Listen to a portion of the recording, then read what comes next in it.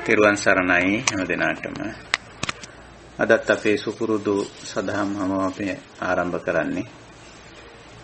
අද විවාහාර වර්ෂයෙන් 2020 වර්ෂයේ ඔක්තෝබර් මාසයේ 14 වෙනි වදාද දවස.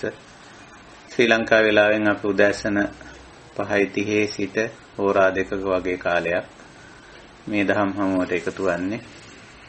අන්තර්ජාලය ඔස්සේ ස්කයිප් මාධ්‍යයෙන් අපි මුණ ගැහෙන්නේ. ඉතින් වෙනද වගේම අදත් අපේ දහම් හමුවට සුපුරුදු කල්යාණ මිත්‍ර පිරිස ස්වාමීන් වහන්සේලා මෙහෙණින් වහන්සේලා ඇතුළු අපේ කල්යාණ මිත්‍ර පිරිස සම්බන්ධ වී සිටිනවා. හැමදෙනාම අපි ඊටාම ගෞරවයෙන් කල්යාණ මිත්‍රත්වයෙන් පිළිගන්නවා. අපි වෙනද වගේම පළමුවෙන් සම්බුද්ධ වන්දනාවෙන් අපේ දහම් හමුව ආරම්භ කරමු. නමෝ තස්ස භගවතු අරහතෝ සම්මා සම්බුද්දස්ස. නමෝ තස්ස භගවතු අරහතෝ සම්මා සම්බුද්දස්ස. නමෝ තස්ස භගවතු අරහතෝ සම්මා සම්බුද්දස්ස. සාදු සාදු සාදු.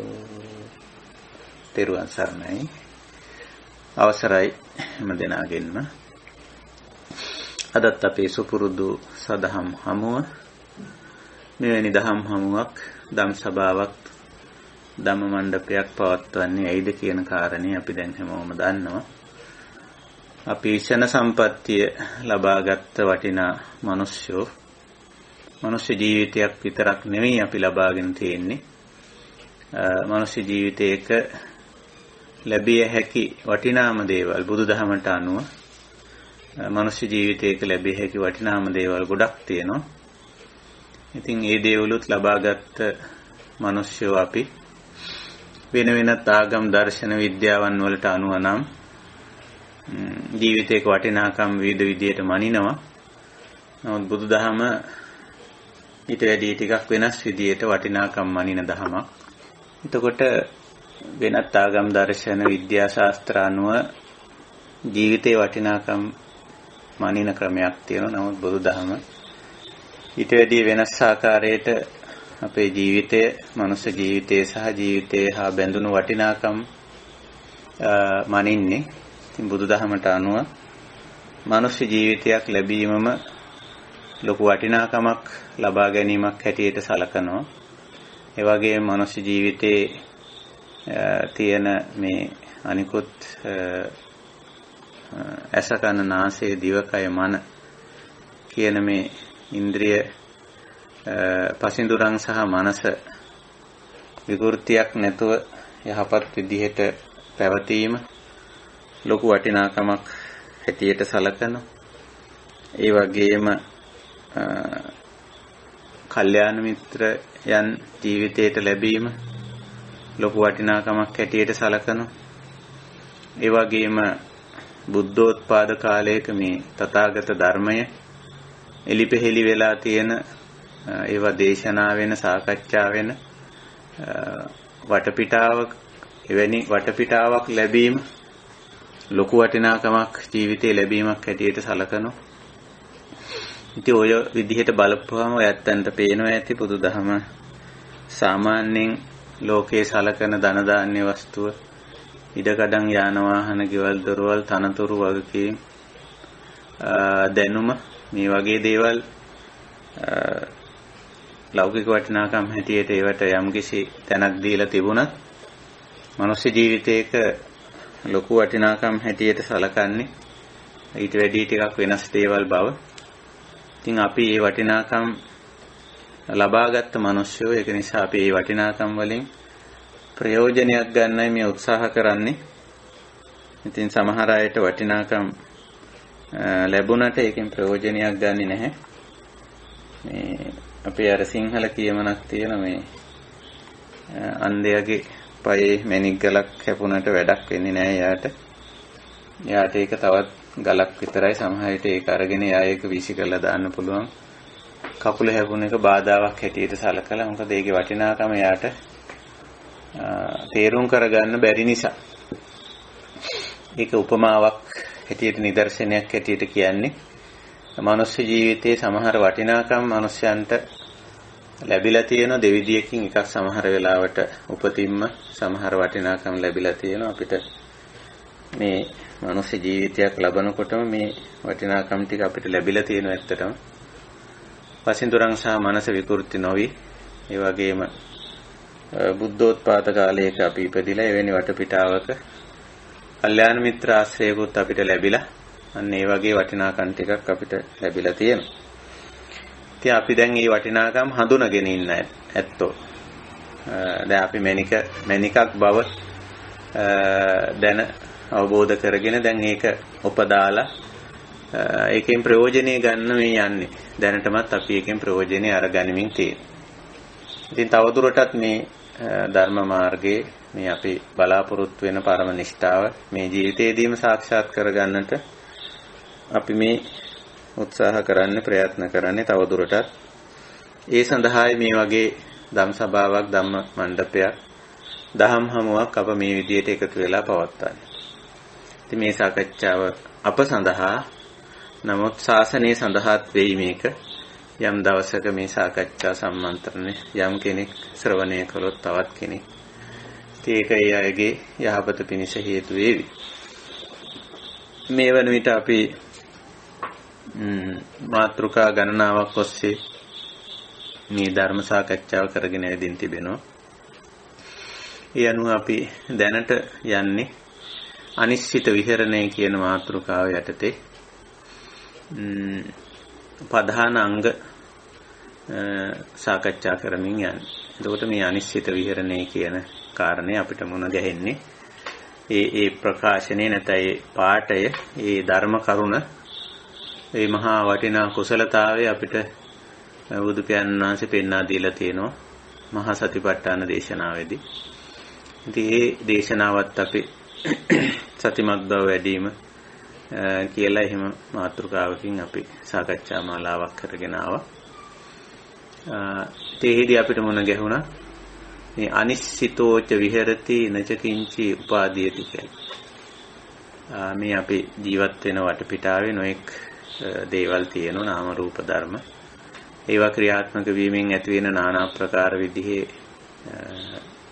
ස්වභාවයන් ස්වરૂපයන් ඒවා සමහර වෙලාවට සුවදායි වෙන්න පුළුවන් කටුක වෙන්න පුළුවන් නොඑක් විදිහේ තත්වයන් අපි අත්විඳිනවා.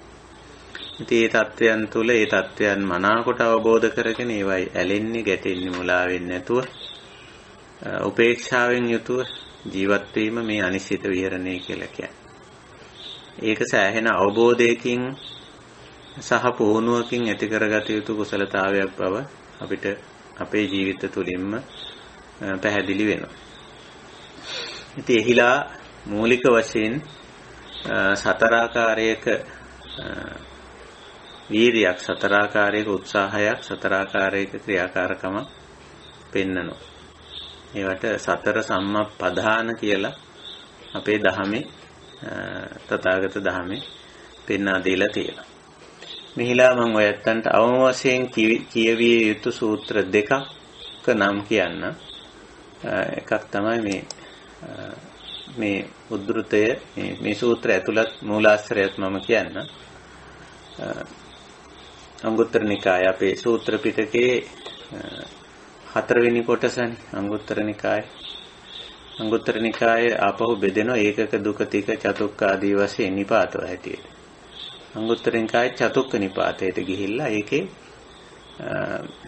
තියෙනවා එතන ඉඳලා චතුක්ක නිපාතයේ වර්ග කරලා තියෙනවා. වර්ග 28ක් විතර තියෙනවා. එයින් දෙවෙනි වර්ගය වර වර්ගය කියලා හඳුන්වන්නේ. වර වර්ගයේ 3 වෙනි සහ 4 වෙනි සූත්‍ර කියවලා බලන්න. මූලාශ්‍රය මම කියුවේ මේවා දැන් කියවන්න පහසුකම තියෙනවා. ඉතින් pāli භාෂාවෙන් තියෙන්නේ මාගදී භාෂාවෙන් ඒ වගේම සිංහලෙනොත් සරල පරිවර්තන ඉදිරිපත් කරලා තියෙනවා. අන්තර්ජාලයට ඇතුළත් කරලා තියෙනවා අපි pitaka.lk කියලා භාවිතා කරන ඒ අන්තර්ජාල මුදුකාංගේ. ඉතින් කියවලා බලන්න. අංගුත්තර නිකායේ චතුක්ක නිපාතේ වර වර්ගයේ 3 වෙනි සහ 4 වෙනි සූත්‍ර ප්‍රධාන සූත්‍රය සහ සංවර සූත්‍රය කියලා හඳුන්වලා තියෙනවා. එතකොට එහිලා අපිට මේ සතර ආකාරයකින් මේ ප්‍රධාන අංග 4ක් බුදු පියාණන් වහන්සේ පැහැදිලි කරලා තියෙනවා. අපි මේන් දෙකක් පිළිබඳව සාකච්ඡා කළා. පළවෙනි එක තමයි අනුප්පන්නානම් පාපකානම් අකුසලානම් ධම්මානම් අනුප්පාදාය චන්දං ජනේති වායමති විරියං ආරභති චිත්තං පග්ගණ්ණාති පදහති වශයෙන් අප තුල නූපන් අකුසලතා පාප අකුසල තත්වයන් උපදවා නොගන්න අපි හැමතිස්සෙම වගකීමෙන් කටයුතු කරන්න. ඉතින්දී අපි කිව්වා 100% අපි ජීවත් වෙන වටපිටාව විවෘතයි ඕනෑම මොහොතක පාපයකට අකුසලයකට. ඒක විශේෂ දෙයක් අපි මතක තියාගත යුතු. අපි සාමාන්‍යයෙන් ප්‍රතිරූප දේශයක වාසය කරනවා කියුවට ඒකෙන් අදහස් කරන්නේ අපි අවබෝධයෙන් යුතුව සකස් කරගත්ත වටපිටාවක අපි ජීවත් වෙනවා කියන්නේ. අපි හැමෝම උත්සාහ කරලා එවැනි වටපිටාවක ජීවත් වෙනවා. නමුත් ඒ කොච්චර කොයි ආකාරයකට ආරක්ෂිතව කාලගුණ දේශගුණ තත්ත්වයන් යහපත්ව පරිසර තත්ත්වයන් යහපත්ව පහසුකම් සහිතව ওই වගේ ගාක් දේවල් අපි මේ බලලා කියලා තමයි මේ ජීවත් වෙන වටපිටාවක් කියන එකක් අපි සකස් කරගන්නේ. ඊළඟට ඉන්න මිනිස්සු දිහත් අපි බලන මොන වගේ මිනිස්සුද මේ පළාතේ ඉන්නේ කියලා. ඒ වගේ ඉතින් හොඳ තෝරා ගැනීමක් සහිතව තමයි අපි ජීවත් වෙන්නේ. එතකොට සමහර අය ඇත්තෝ මේ රටවල් පවා ඉතින් වෙනස් කරනවානේ. ඒ රටේ සුදුසු මදි ජීවත් වෙන්න කියලා වෙනත් රටකට යනවා. ඉතින් ඒ අවශ්‍යම පහසුකම් මේ රටේ තියෙන නිසා අපි එහෙ ගිහිල්ලා ජීවත් වෙමු කියලා. ඉතින් එහෙම කරනවා. ඒක බුදුදහමට අනුව ඒක කිසි වැරැද්දක් නැහැ. නමුත් අපි ජීවත් වෙන ඕනම තැන කවර තැනක් වුවද 100%ක් විවෘතයි ඕනම මොහොතක පාපයක් අකුසලයක් සිද්ධ වෙයි. අපි ඒක දීර්ඝ වශයෙන් සාකච්ඡා කළා පළවෙනි සාකච්ඡාවේදී. අද අපේ තුන්වෙනි සාකච්ඡාව මේ යටතේ කෙරෙන. ඉතින් අපි ඒකෙදි සිහිනුවණින් යුක්ත වෙනවා. මේ දැනුවත්භාවය ඇතුව හැම මොහොතකම අපි සිහිනුවණින් යුක්ත වෙනවා. එතකොට හැබැයි අපි දන්නවා 100%ක්ම මේ පව් අකුසල් කෙරෙන්න નિયમિત වටපිටාවකයි අපි ජීවත් වෙන්නේ කියලා. එතකොට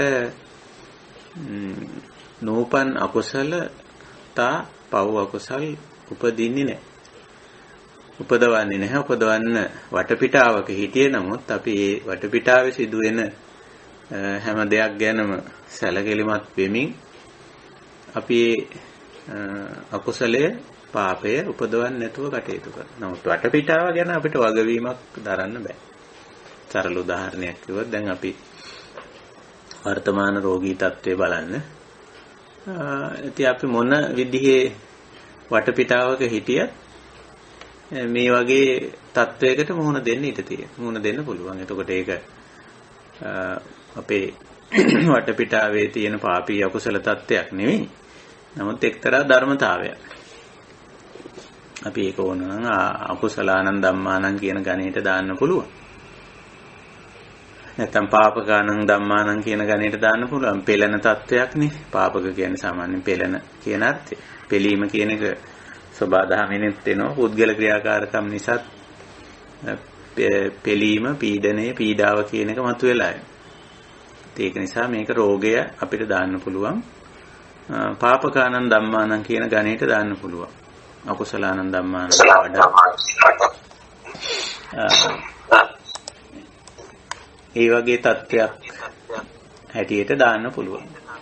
ඉතින් අපි ඒකත් තේරුම් අරගෙන ඉන්නේ. අපි වටහාගෙන ඉන්නවා, අවබෝධ කරගෙන ඉන්නවා මේ தત્ත්වය පිළිබඳ. ඉතින් එතකොට අපිට ඒක අපේ අභ්‍යන්තරයේ අකුසලයක් පාපයක් ඇති කරගන්න හේතුවක් බවට අපි පත් කරගන්නේ නැහැ. ඒ පිළිබඳව. ඒකයි ස්වභාවය. ඉතින් අපි හුඟක් දේවල් මීට අදාළව අපි කලිනුත් මතක් කළා. අවශ්‍ය ධර්ම අවබෝධය දැන් තියෙනවා. පුහුණුවත් සෑහෙන දුරකට අපිට තියෙනවා. ඒක නිසා දැන් අපි මේ අනිශ්චිත විහරණය තමයි හුරු පුරුදු වෙන්නේ. මේ පවතින වටපිටාව, පවතින ජීවන තත්ත්වය, පවතින මානව හැසිරීම රටා තුල කොහොමද අපි ඇලෙන්නේ, ගැටෙන්නේ, මුලා වෙන්නේ නැතුව කටයුතු කරන්නේ. ඒ ඔය විදිහට මේ පවතින ජීවන වටපිටාව තුල නූපන් අකුසල් උපදවා ගන්නේ නැතුව කටයුතු කිරීම පළවෙනි පදහනේ. පළවෙනි අපේ උත්සාහය. අපි ඒකට උත්සාහය කියමු සිංහලේ. ඊළඟ දෙවෙනි අවස්ථාවත් අපි කතා කළා මේ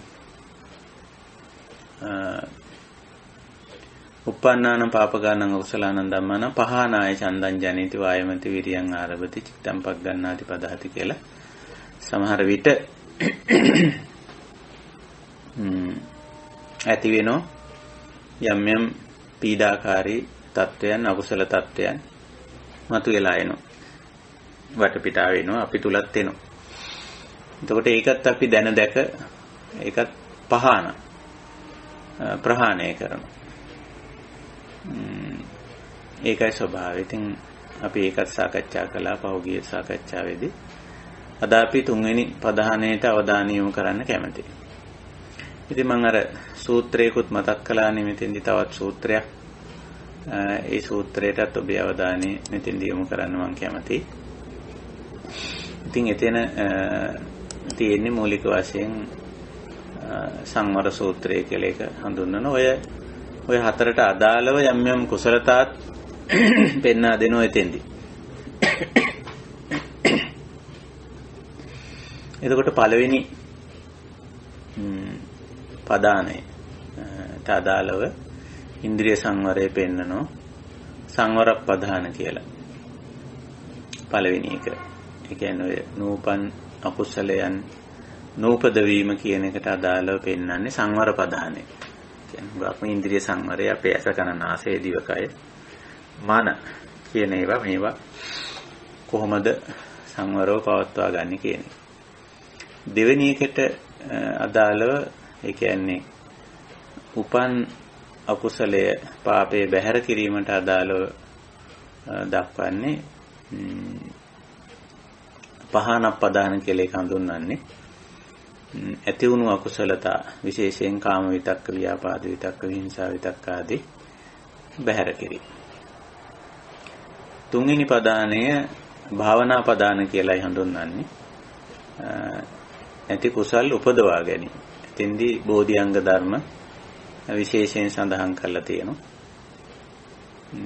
ඊළඟට හතරවෙනි පදානය ඒ කියන්නේ උපන් කුසල් රැක ගැනීම කියන එක හඳුන්වලා තියෙන අනුරක්ඛනා පදාන කියලා.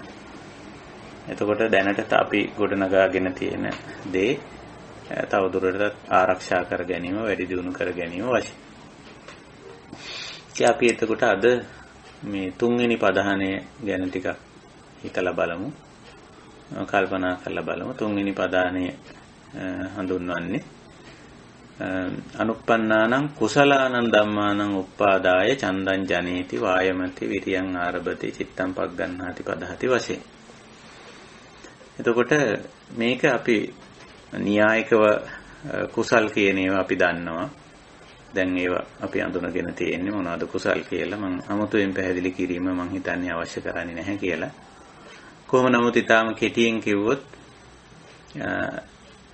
සීල සමාධි ප්‍රඥා කියන මේ අංශ තුනට අයත් සියලුම කුසලතා, සියලුම මේ යහපත් කායික හැසිරීම, යහපත් වූ සිතුම් පැතුම්, නිවැරදි වූ අවබෝධයන් තමයි මේ තුනට ගොනු කරලා තියෙන්නේ. සීල කියන්නේ අපේ චර්යාත්මක අංශේ නිවැරදි හැසිරීම රටා.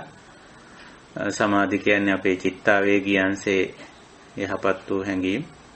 යහපත් ආකාරයෙන් සිතුම් පැතුම් ඇති කර ගැනීම සහ සිත පාලනය කර ගැනීම. පඤ්ඤා කියන්නේ අපේ නිවැරදි අවබෝධයන්. විශේෂයෙන්ම නිවන් සාක්ෂාත් කිරීමට අවශ්‍ය කරන්නා වූ නිවැරදි අවබෝධය. ඉතින් ඔය අංශ තුනට අදාළ සියලු යහපත් වූ කුසලතා කුසල් කියන ගණයට වැටෙනවා. ඒව තමයි කුසල් කියලා හඳුන්වන්නේ. ඒ වගේම බුදුදහමේ පින් කියලා කොටසකුත් හඳුන්වනවා. පින් පුණ්‍ය කටයුතු නැත්නම් පුණ්‍ය ක්‍රියා වශයෙන් හඳුන්වන අවස්ථාවක් තිබෙනවා.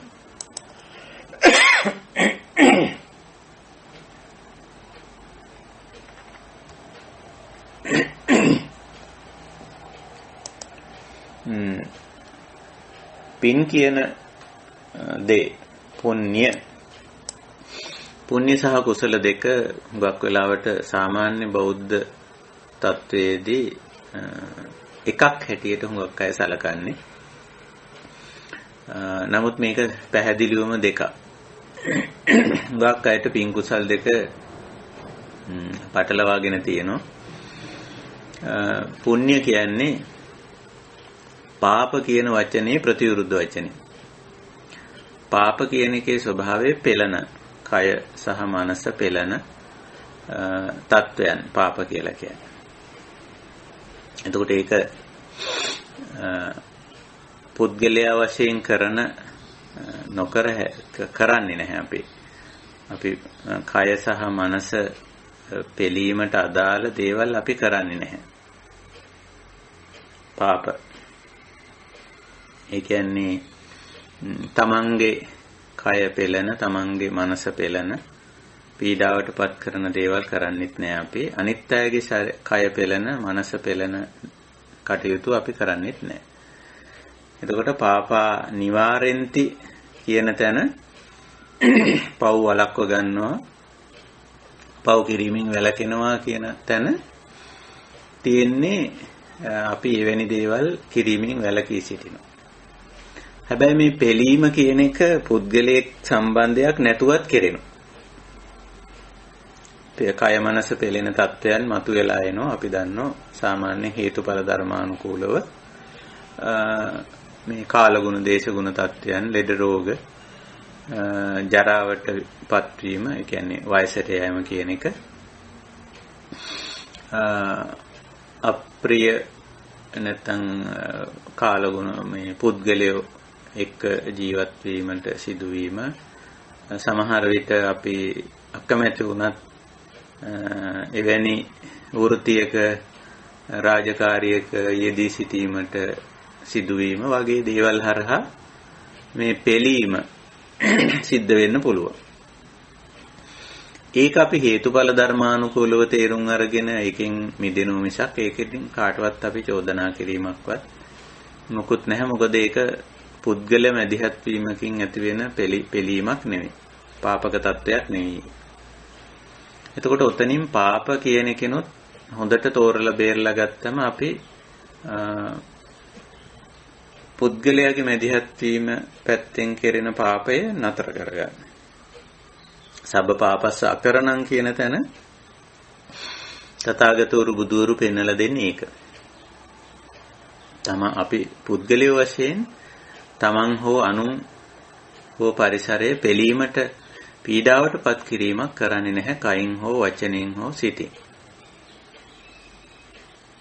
ඒක තමයි පාපා නිවාරෙන්ති නැත්නම් සබ්බ පාපස්ස අකරණං කියන තැන තියෙන්නේ.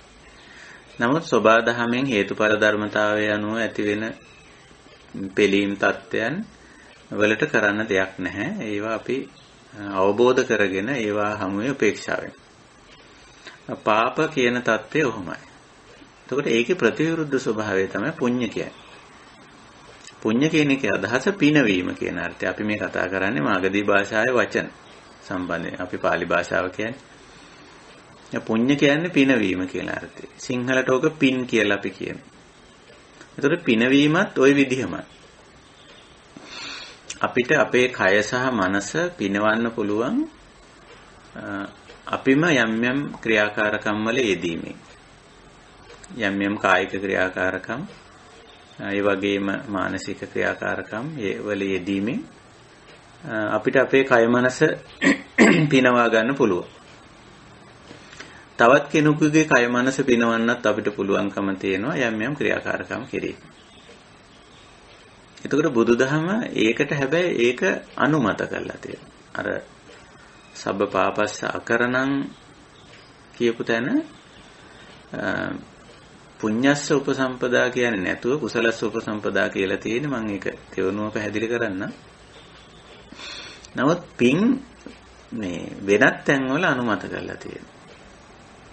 කය මනස පිනවන ක්‍රියාකාරකම්. ඒකයි අපි පින්කම් කරන්නේ. දැන් පින්කමක මූලික පුණ්‍ය කර්මයක මූලික ඵලය වෙන්නේ තමන් කායික වශයෙන් හෝ මානසික වශයෙන් පිනා යාම. පුණ්‍ය ස්වභාවය එහෙමයි. එතකොට ඒවා අනුමත වෙලා තියෙන බුදුදහමේ. අනිත් අයගේ කය මනස පිනා යාමට හේතු වෙන දේවලුත් අපි කරනවා. හැබැයි ඒවා ඒකෙදිත් පොඩි වෙනසක් තියෙනවා. ඔය කය මනස පිනා යාමේ ක්‍රියාව අපිට කරන්න පුළුවන්කම තියෙන විවිධාකාර. ටිකක් ලද බොළඳ ඕලාරික පහත් මට්ටමේ වැඩවලිනුත් ඕක වෙනවා. ඒකට අපි කියන්නේ කාමය කියලා. ඇහැ කන නාසය දිව කයට අදාළ රූප, ශබ්ද, ගන්ධ, රස, ස්පර්ශ.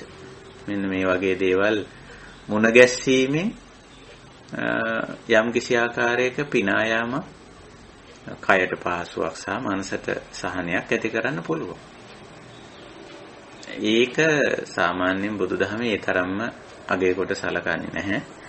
අපිට පෞද්ගලිකව සතුටු වෙන්න කළ හැකි යහපත් දේවල් තියෙන, හොඳ දේවල් තියෙන, ඵලදායී දේවල් තියෙන. පංචකාම භුක්ති විඳීමෙන්ම නෙමෙයි. පංචකාම භුක්ති විඳීමත් පිනායාමක් තමයි තියෙන්නේ. ඒක හැබැයි පහත් කොට සලකන්න. ඕලාරික හැටියට සලකන්න. ඊට වැඩිය ඵලදායී විදිහට ඒක කරන්න පුළුවන්කම තියෙනවා. අනුන් පිනවීමට අපි කරන වැඩත් පහත් ඕලාරික වැඩවලින් තොර වෙලා ඒ අයගේ ප්‍රයෝජනෙයි පිණිස යහපත පිණිස අපිට පුළුවන්කම තියෙනවා. ඒ වගේ දෙයක් කරන්න. පිනවීමට හේතු වෙන යම්කිසි ක්‍රියාකාරකමක් කරන්න. හැබැයි ඒක අර්ථවත් දේවල්. ඒකයි අපි ඔය පරිත්‍යාග වගේ දේවල් කරන්නේ. පින්කම් වල හුඟක්ම බුදුදහමේ තියෙන්නේ ඒ වගේ දේවල්. අනිත් අය පිනවීමට අදාළව අපි කරන්නේ ඒ අයට අවශ්‍ය කරන ජීවිත පැවැත්මට අවශ්‍ය කරන දේවල් පරිත්‍යාග කිරීම වශයෙන් කරන්නේ. ඒ විදිහට ඊළඟට ඒ අයගේ දැනුම අවබෝධය ඇති කරගන්න අවශ්‍ය කරන දේවල් ලබා දීමක් හැටියට. ඊළඟට පොදු පහසුකම් ඇති කිරීම. අරහා කායික වශයෙන් අනිත් අයට යම් යම් පහසුකම් ලබා දී. ඊළඟට උපස්ථාන කිරීම. සාමාන්‍යයෙන් ඕනෑම කෙනෙකුට තමන්ගේ ජීවන තත්ත්වය පවත්ව ගන්න අනිත් අයගේ උදව් වුණා. සරලව කිව්වොත් ඉතින් අපිට මහන්සි වෙලා ආපු වෙලාවක තව කෙනෙක් තේ එකක් හදලා දෙනවා නම්, බඩගිනි වෙලාවට තව කෙනෙක් කැම ටිකක් හොයලා දෙනවා නම් ඒක ලොකු උදව්වක්. ඉතින් ඒක උපස්ථානයක් තව කෙනෙකුට කරන. ඉතින් ඒවා මහා පිංකම්, ලෞකික වශයෙන් පුණ්‍ය. ඒක ලබන කෙනත් සතුටු වෙනවා, කරන කෙනත් සතුටු වෙනවා.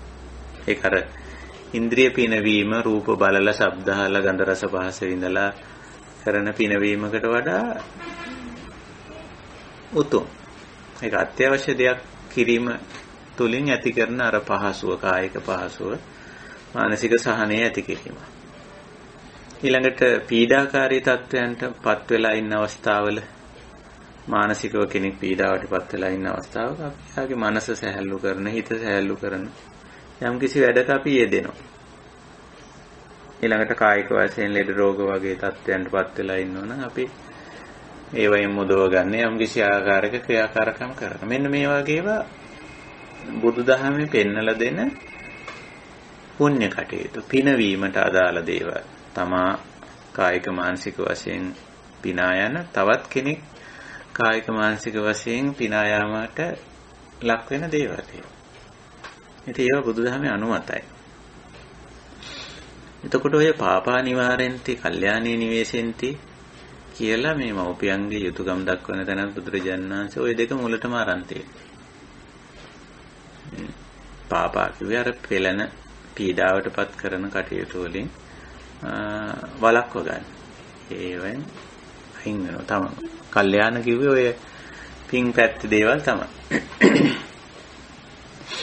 එතකොට මේ විදිහට පින සහ පව අපි හොඳට තෝරලා බේරලා ගන්න ඕනේ. ඊළඟට පුණ්‍යවලත් පිනායමේදී අර පාපේ වගේම පුද්ගල සම්බන්ධතාවයක් නැතුව කෙරෙන දේවලුත් තියෙනවා.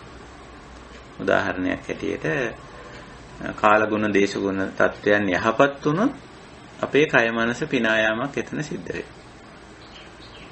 ඊළඟට මනසට පීඩාකාරී දේවල් අපේ ජීවන වටපිටාවෙන් අයින් වුණොත් මනස පිනායාමක් එතන සිද්ධ වෙනවා.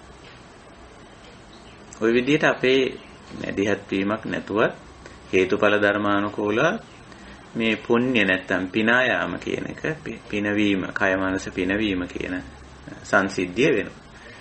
ඉතින් ඕවා අපි තේරුම් අරන් හිටියම ඕවෙන් වැඩි මුලා වෙන්න ඕනේ නැහැ. ඔය පින් වලින් තමයි හුඟක් අය මුලා වෙන්නේ. පව තේරුම් ගන්නෙත් නැහැ. ඒ කියන්නේ පීඩාව කියන එක පෙළීම පාපක తত্ত্বය හොඳට තේරුම් ගන්න ඕන తত্ত্বය.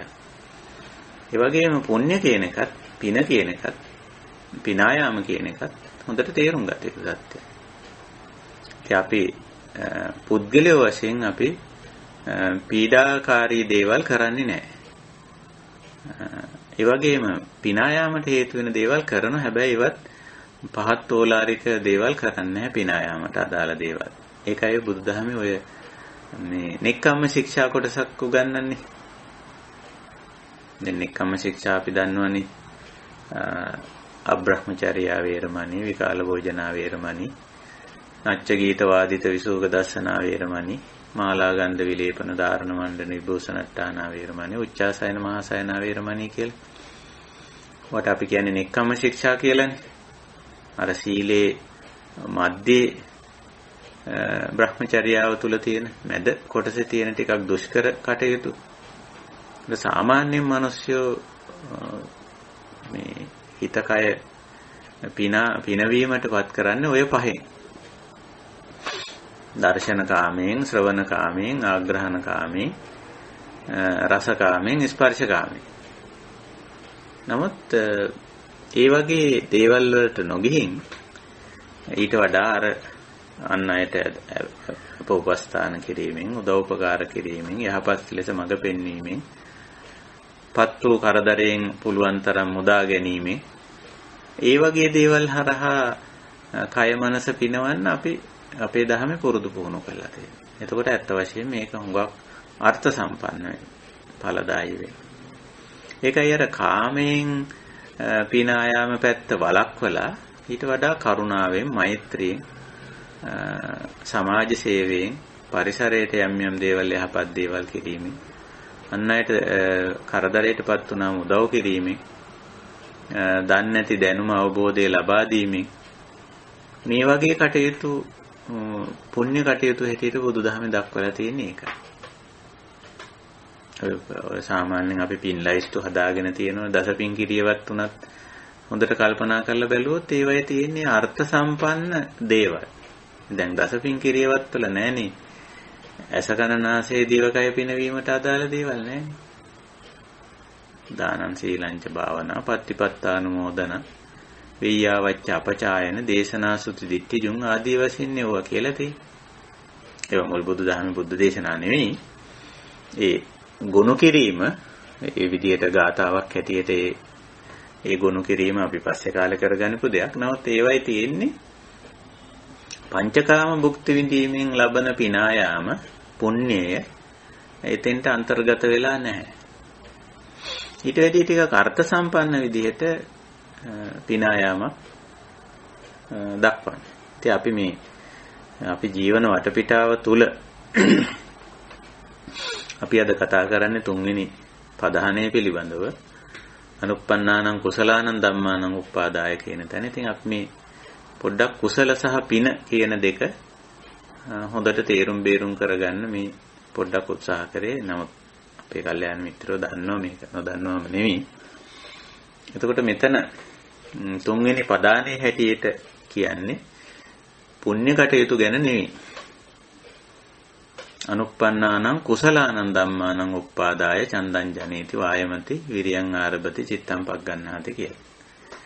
ඒක අර සංවර සූත්‍රයට ගිහිල්ලා බැලුවොත් තුන්වෙනි පදහණේට මොකද්ද ඉදිරිපත් කරන්නේ? සංවර පදහන. සංවර සූත්‍රයට ගිහිල්ලා බැලුවොත් මේ භාවනා පදාන තුන්වෙනි. ඉතින් එතන පැහැදිලිවම සති ධම්මවිචේ විරිය පීතිපස්සද්දි සමාධි උපේක්ඛා වැනි කුසලතා තමයි පැහැදිලිවම දක්වන්නේ. එතකොට දැන් අපි මේක කොහොමද මේ සාමාන්‍ය ජීවිතයේ තුල මේ කුසලය නැති කුසලය උපදවා ගැනීම කියන කාරණේ ක්‍රියාත්මක කරගන්නේ. එතකොට අනිශ්චිත විහරණයට නොඇලී නොගැටී නොමුලාව ජීවත් වීමට මේ වර්තමාන මොහොතේ දැන් කොහොමද අපි මේ කියන ගුණාංග කිට්ටු කරගන්නේ? දැනටමත් අපි සතිය අපි උදාහරණ හැටියට ගත්තොත් සතිමත් භාවයේ අපි ඇති කරගෙන තියෙන්නේ, දියුණු කරගෙන තියෙන්නේ. ඒතර වර්තමාන මොහොතේ සමහර වෙලාවට අපි සාමාන්‍ය ජීවිතය තුළ මේ උපදවාගත්ත සතිය නැත්තම් අපි ඒකට කියන්නේ සතිපට්ඨාන කියලා. සතිය පිහිටුවා ගැනීම කියන කාරණේ. ඊතරම්ම සතිමත් භාවයකින් කටයුතු නොකරන අවස්ථා තියෙන්න පුළුවන්. සාමාන්‍යයෙන් අපි කරන දේ ගැන දැනුවත් භාවයකින් කරනවා තමයි. නමුත් දහමේ කියන තරම්ම සතිමත් භාවයකින් විමසුම් නුවණකින් කටයුතු නොකරනවා වෙන්න පුළුවන්. එහෙම වෙන්න පුළුවන්. දැන් අපි කිව්වනේ අපි ජීවත් වන වටපිටාව 100% විවෘතයි කියලා. ඕනම අවස්ථාවක පාපයක් අකුසලයක් සිද්ධ වෙන්නේ. එතකොට ඒ විවෘතභාවය තියාගෙනමයි අපි දිගටම යන්නේ. ඒක වැහිච්ච තැනක් ගැන අපි කතා කරන්නේ නැහැ. පවක් අකුසලයක් සිද්ධ වෙන්නේ නැහැ මෙන්න මෙතන කියන එහෙම අදහසක් අපිට ගන්න බෑ. අපි සමහර වෙලාවට සමහර තැන් ගැන නිකන් සම්මත වෙලා තියෙනවා. මේ වගේ තැන් වල පව් අකුසල් කෙරෙන්නේ නැහැ. කෙරෙන්න බෑ වගේ. අපි හිතමු පූජනීය ස්ථාන හැටියට පව් අකුසල් කෙරෙන තැන් අපි වෙනම වෙන් කරලා තියෙනවා. අහවල් තැන පව් කෙරෙන තැන, අකුසල් කෙරෙන තැන කියලා. අහවල් තැන පින් කෙරෙන තැන්, කුසල් කෙරෙන තැන්. අහවල් පුද්ගලයෝ ඉන්න තැන් පව් අකුසල් කෙරෙන තැන්. මේ වගේ අය. මේ වගේ අය ඉන්න තැන් පින් කුසල් කෙරෙන තැන් කියලා අපි ඔහොම සමහර විට අපි වෙන් කරලා දක්වලා තියෙනවා. නමුත් ඒ වෙන් කර දැක්වීම එසේ නොවේ. එසේ නොවේ. ඕනම අපි පින් කුසල් කෙරෙන තැන් කියලා කියන ඕනම තැනක 100% විවෘතයි ඕනම මොහොතක පවක් අකුසලයක් සිද්ධ වෙනවා. අපි උදාහරණ වශයෙන් අපි මේ කතා කරන පූජනීය ස්ථාන, එහෙම නැත්නම් පන්සල් විහෙර විහාරස්ථාන, භාවනා මධ්‍යස්ථාන. ඒ වගේ වගම්. දැන් ඒවයි අපේ සාමාන්‍ය සම්මතේ පින් කුසල් කෙරෙන තැන් කියනවා. ඔය ඕනම තැනක ඕනම මොහොතක පවක් අකුසලයක් කෙරෙන්න 100% විවෘතයි. ඊට අදාළ හේතුව යෙදුනද ඒක එතන සිද්ධ වෙනවා. එහෙනම් අපි නිතරම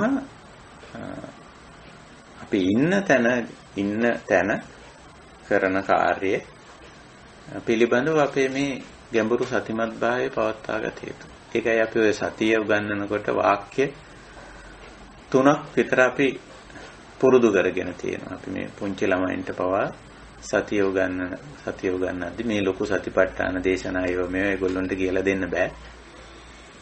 අපි ඒක නිසා පොඩි වාක්‍ය තුනක් හදාගෙන තියෙනවා. පළවෙනි වාක්‍යයෙන් කියන්නේ දැන් මම කොතනද ඉන්නේ? ඔච්චරයි. ඉතින් ඔන්න පොඩි දරුවෙකුට උනත් ඕක මේ හිතාගත හැකි. දැන් කියන්නේ වර්තමාන මොහොත. මම කියන්නේ තමන්. කොතනද ඉන්නේ? යම් තැනක ඉන්නවනේ. ඉතින් ඒ ගැන සතිමත් භාවය පවත්වා ගැනීම. මේ සමහර වෙලාවට අපේ ඔය සතිය නැහැ. දැන් මම කොතනද ඉන්නේ කියන සතිමත් භාවය අපි එච්චර දුරට පවත්වන්නේ නැහැ. ඒ කුසලය වර්තමාන මොහොතේ නෑ සමහර විට. ඉතින් අපි නොසුදුසු තැන්වල ඉන්නවා. එතකොට මොකක් හරි දෙයක් සිද්ධ වෙනවා. ඉතින් එතෙන්දී අපිට තේරෙන්න ඕන මේ අවශ්‍ය කුසලය උපදවාගෙන නැහැ නේද? එහෙනම් මේ කුසලය උපදවා ගන්න. අනුප්පන්නානං කුසලානං ධම්මානං උපාදාය. එතන සිහිනුවන උපද්දපු ගමම මම මේ කොතනද ඉන්නේ? සමහරට Tamanට තේරෙනව නොසුදුසු තැනක මේ ඉන්නවා. ඉතින් මොකද්ද කරන්නේ? ඔතන කුසලතා දෙකක් අපි උපදවන එකක් තමයි සතිය ඉපදවීම. ඊළඟට සතිය උපද්දපුවම තමයි අපිට තේරෙන්නේ දැනට මේ වර්තමාන මොහොතේ Taman නොසුදුසු තැනක ඉන්නේ කියලා. ඊළඟට කුසලයක් අපි උපද්ද ගන්නවා නොසුදුසු තැනින් සුදුසු තැනට මාරු වෙන. එතකොට මේවා තමයි මේ නූපන් කුසල් උපදවනවා කියලා කියන්නේ. අපිට ඒ දක්වාම අපි මේ ධර්මඥානෙ තිබුණා ඔක්කොම තියෙන ඔක්කොම දන්නවා. ඒ වුණාට අපි මේ දන්නේම නැතුව වගේ නොසුදුසු තැනක ඉඳලා තියෙනවා. අපි සරල උදාහරණයක් කියමු. අපි සමහර වෙලාවට යම් තැන්වල හිටගෙන ඉන්නවනේ. සමහර වෙලාවට අපි දොරකඩ හිටගෙන ඉන්නවා.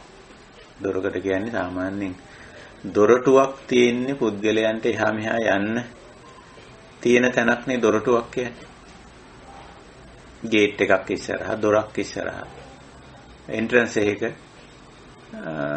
ඒ හැම තැනක්ම තියෙන්නේ පුද්ගලයන්ට එහා මෙහා යන්න. සමහර වෙලාවට අපි ওই වගේ තැන්වල හිටගෙන ඉන්නවා. ඒ තරම් ප්‍රශ්නයක් නෑ අපි එක්ක එන්ට්‍රන්ස් එකෙන් ඇතුල් වෙලා එතනම හිටගෙන ඉන්නවා. පිට වෙලා එතන හිටගෙන ඉන්නවා. නැත්නම් දොර ළඟ හිටගෙන ඉන්නවා. මේ සරල උදාහරණ මම මේ කියන්නේ. හැබැයි අපිට ඒ තරම්ම සතිමත් භාවයක් නෑ. මෙතන මේ එන්ට්‍රන්ස් එක මේක දොර මේක ගේට් එක මේක එහා මෙහා යන්නයි තියෙන්නේ. මම මෙහෙම හිටගෙන හිටියම අනිත් අයට මේක බාධා වෙනව නේද කියන එක ගැන ඒ තරම්ම ලොකුවට සතිමත් භාවයක් එතන පැවතිලා නැහැ. කවුරු හරි ඇවිල්ලා ඇඟේ හැපුණම තමයි මේ එහෙම නැත්නම් එතන ඉන්න කෙනෙක් කවුරු හරි කව උතනින් අයින් වෙන්න. ඔය අපේ ඉන්නව නේද මේ ගේට් එක අවහිර කරගෙන ඉන්නව නැත්නම් මේ සමහරට බස් එකේ නගින බහින පාපුවරුවේ සමහර අය ඉන්නවා. ඉතින් අමතක ඒක පහසුවට ඉන්නවා ඉතින්. නැගලා එහෙමම ඉන්නවා. දොර කොට අවහිර කරන් ඉන්නවා. ඉතින් ඔන්න මේ තව කවුරු හරි ඉතින් බහින කෙනා හරි නගින කෙනා හරි නැත්තම් බස් එකේ කොන්දොස්තර මහත්තයා හරි කිව්වම තමයි ඔය උතනින් අයින් වෙන්න. ඔය දොර කොට මොකද කරන්නේ? හිටගෙන මේ යන්නේ ණයට නගින්න බහින්න විදියක් නැහැ නේද? යන්න ඉන්න විදියක් නැහැ නේ. ඔය එන්ට්‍රන්ස් එකෙන් අයින් වෙන්න කිව්වා. එතකන් අපි මේ එක්තරා අසතිමත් භාවයක ඉඳලා තියෙනවා. දැන් මේක ගැන අපි පසුතැවෙන්න දෙයක් නැහැ. සමහර වෙලාවට අපි මේ පහසුව සලකලා ලේසිය ගැන හිතලා අපි ඔය ඒ වගේ දේවල් ගැන එච්චර නොසලකා හැරිලා තියෙන්නේ. නොසලකා හිතාමතා නෙමෙයි. ඒ හිතාමතා කරන දෙයක් නෙමෙයි මේක. එතකොටම අපි වශයෙන් තමා වශයෙන් සතිය උපද්දගත්තොත් එහෙම නැත්නම් වෙන කෙනෙක් අපිට සති උප්පාදේ කෙරුවොත් සිහිය පිහිටෙව්වොත් ඉතින් අපි ඒක ගැන සතුටු වෙනවා. සතුටු වෙලා අර කුසලයේ වහම උපදවා ගන්නවා. නේ? සතිය උපදවා ගැනීම සහ තමාටින් සිදුවෙන ප්‍රමාද දෝෂයෙන් තමා වැළකීම කියන මෙතන කුසලතා දෙකක් තියෙනවා. නූපන් කුසලයන් දෙකක් ඉපදවීමක් තියෙනවා. ඕවා තියෙනවා. අපි මේ කතා කරන්නේ බොහොම සරල මට්ටමේ දේවල්. මම තව උදාහරණ කියන්න. සමහර වෙලාවට අපි යම් දේවල් පාවිච්චි කරලා ඒ නිසි තැන තියන්නේ නැහැ. ලේසියට අපි පහසු තැනින් තියනවා. නමුත් ඒ දේ එතන නිසි තැනක් තියෙන එක තැබිය යුතු. ඒතර අනිත් එක්කෙනා කියනවා ඕක උතන නෙමෙයි තියන්නේ අතන තියන්නේ. ඒත් වශයෙන්ම අපි තියලා තියෙන්නේ පහසුවට ලේසියට අපි ඒක ඒ භාණ්ඩේ තැබිය යුතු තැන නෙමෙයි. ඒ පහසුවට වෙන තැනක තියලා තියෙනවා. ඔය වගේ අවස්ථා සරල මට්ටමේ දේවල් තියෙනවා අපේ ජීවිතේ. සමහරවිට අපි වාජනයක් පාවිච්චි කරපුවම ඒක හොදලා තියන්නේ හරියට. හොදලා තියන්නේ. ඒ යන්තම් එහෙම හොදලා තියලා තියෙනවා. මේ දවස්වල කියලා තියෙන්නේ තමන්ගේ අතකට ගෑවෙන දේ නිසි ආකාරයෙන් විස බීජහරණය කරලා සබන් දාලා හොදලා ඒක තියන්නේ. ඉතින් තව කෙනෙක් සතිය උපද්දන්න වෙනවා. මේ අත් දෙක සෝද ගන්න වාජනේ පාවිච්චි කරපු එක හොදලා තියන්න ආදි වශයෙන්. ඔය වගේ අපේ ඒ තරම්ම මේ ජීවිතේ මම මේ තාම පොඩි දේවල් වලින් කතා කරන්නේ ලොකුවට සලකන්නේ නැති දේවල් තියෙනවා. නමුත් එතන ඒ කුසලයක් අවශ්‍යයි. ඒ කුසලතාවයක් එතෙන්ට අවශ්‍ය වෙනවා. නැත්තම් මොකද එතන යම් කිසි ආකාරයක අනවශ්‍ය ගැටලුවක් පැනනවා කියන්නේ. දැන් මේ බුදුදහමේ කුසල කියන ක්‍රියාකාරකමෙන් පෙන්눔 කරන්නේ නිතරම අනවශ්‍ය ගැටලු නැත්තම් පැන නගින ගැටලුව එක්ක දුරු කරන්න. එහෙම නැත්තම් තේරුම් ගන්න. තේරුම් අරන් උපේක්ෂා වෙනවා සමහර ඒවට. සමහර ඒවා වළක්වන්න පුළුවන්. දැන් සමහර දේවල් අපිට 100% අපිට කරන්න බෑ. පුළුවන් උපරිමෙන් අපි ඒක කරන්න. නමුත් සමහර කෙනෙක් අපිට කියන්න පුළුවන් ඔයා මේක හරියටම කරේ නැහැ. ඒක මෙහෙමයි කරන්න ඕන මේ විදිහට කරන්න ඕන කියලා. අපේ දැනුමේ අපේ කුසලතාවයේ අපේ හැකියාව අපිට තියෙන ශක්තිය අනුව අපි ඒක උපරිමයෙන් කරලා තියෙන්න පුළුවන්. නමුත් තව කෙනෙක් අපිට කියන්න පුළුවන් ඔයා මේක හරියට කරේ නැහැ කියලා. එතෙන්දී අපිට තියෙන්නේ උපේක්ෂාවෙන්. මගේ උපරිම හැකියාවෙන් අවංකව මම මේ දේ නිවැරදිව කළා. නමුත් අනිත් එක්කෙනා කියනවා මේක ප්‍රමාණවත්ව කෙරුන්නේ නැහැ හරියට කළේ නැහැ කියලා. එතෙන්දී උපේක්ෂා වෙනවා අපි. ඊළඟට දෙවෙනි පියවරේදී තවදුරටත් කුසලයේ උපදවා ගන්නවා. මේක තවදුරටත් නිවැරදිව කරන මට්ටමක් තියනවාද? එහෙම උපදවාගෙන අපි ඒ දේ අපිට පුළුවන් තවදුරටත් අනිත් අය කියන මට්ටමට මේක මේ විදිහට කරනවා නම් හොඳයි කියලා තවත් නිහතමානී වෙලා තවත් අනතිමානී වෙලා හොඳයි මට කියන්නකෝ ඒක කරන විදිහ. ඔය මගේ දැනුමෙන් මගේ හැකියාවෙන් තමයි මම ඔය කරේ ඔය දේ. ඉතින් මම දන්නේ ඔය මට්ටමින් කරන්න තමයි. එහෙමනම් කියන්නකෝ ඒක තවත් හොඳට නිවැරදිව හරියට කරන විදිය කියලා. සමහරට මේ කුසලයේ අපි ළඟ නැහැ. මේ කුසලතාවය අපි ළඟ නැහැ. ඉතින් අපි අනිත් එක්කෙනාගෙන් ඉගෙන ගන්නවා ඒක. ඉගෙන ගන්න. එතකොට අර නෝපන් කුසලයේ එතන උපදිනවා. ඉතින් අපි අනිත් එක්කෙනාටත් අපි නම් ඉන්නේ අනිත් පැත්තේ අපි බොහොම කරුණාවෙන් ඒක කියලා දෙනවා. ඔයා මේක කරා තමයි උනාට මදි. මෙන්න මේ විදිහට මේක කරන්න. මේක තමයි හරි ක්‍රමේ නිවැරදි ක්‍රමේ කියලා දෙනවා. ඉතින් ওই විදිහට සමහර වෙලාවට අපේ ජීවිතේ අපි කුසල් වඩාගෙන ඉන්නවා කියලා කිව්වට ඒ සියලුම කුසල් අපි තුල වැඩිලා නැහැ. එහෙම නැහැ. ඒ කියන්නේ සියලුම කුසලතා වර්ධනය වෙන්නේ සියලුම කුසලතා වර්ධනය කිරීමක් කියලා දෙයක් කරන්නත් බෑ කවදාවත්. නමුත් ඕකේ ඒ කුසලතාවලට අවශ්‍ය බේස් එක නැත්තම් පදනම තමයි අපි ඇත්තටම සකස් කරගෙන ඉන්නේ. උදාහරණයක් ඇටියට අපි හිතමු අපේ සියලුම වැරදි නිවැරදි කරගෙන ඉන්නවයි කියලා කවුරු හරි කිව්වොත් ඒක බොරු. ඒක බොරුවක්. හැබැයි ඕනම වැරද්දක් මාතින් සිදුවෙන ඕනම වරදක් නම් එය වරදක්සේ පිළි අරගෙන නිවැරදි කරගන්න මම සූදානම් කියන කුසලේ නම් අපිට ඇති කරගන්න පුළුවන්. මේ හොඳට මේ කාරණේ තේරුම් ගන්න ඕන අපි. මම මගේ සියලුම අඩුපාඩුකම් වැරදි අනවබෝධයන් මං සම්පූර්ණ මේවායින් අයින් වෙලා ඉන්නවා කිව්වොත් ඒක වැරදි. මොකද ඒවා සමහර ඒවා හේතුඵල ධර්මානුකූලව පැන නගින තත්ත්වය. හැබැයි මම මූලික මේ පදනමක ඉන්නවා මා අතින් සිදුවෙන ඕනෑම වරදක් නම් ඒ මම පිළිගනිමි, ඒ මම නිවැරදි කරගනිමි කියන. එතකොට ඒක මේ කුසලයේ පදනම අපි සකස් කරගෙන තියෙනවා. සියලු කුසල් වඩාගෙන නැහැ. ඒ තැනට අදාළව කවුරු හරි කිව්වොත් මෙන්න මේක ඔයා දන්නේ නැහැ. ඔයාට මේක තේරෙන්නේ නැහැ. ඔයා මේක තේරුම් ගන්න, තේරුම් අරගෙන මෙන්න මේ විදිහට කරන්න. එතකොට ඇත්ත වශයෙන්ම එහෙම වෙන්න පුළුවන්. මම දන්නේ නැහැ ඒක, මට තේරෙන්නේ නැහැ. හැබැයි මම එක කුසලයක් ඒ වෙනකොට වඩාගෙන තියෙන මොකද්ද? නොදන්නා දේ මම වෙන කෙනෙක් පෙන්නලා දුන්නොත් මම ඒක පිළිගන්නවා.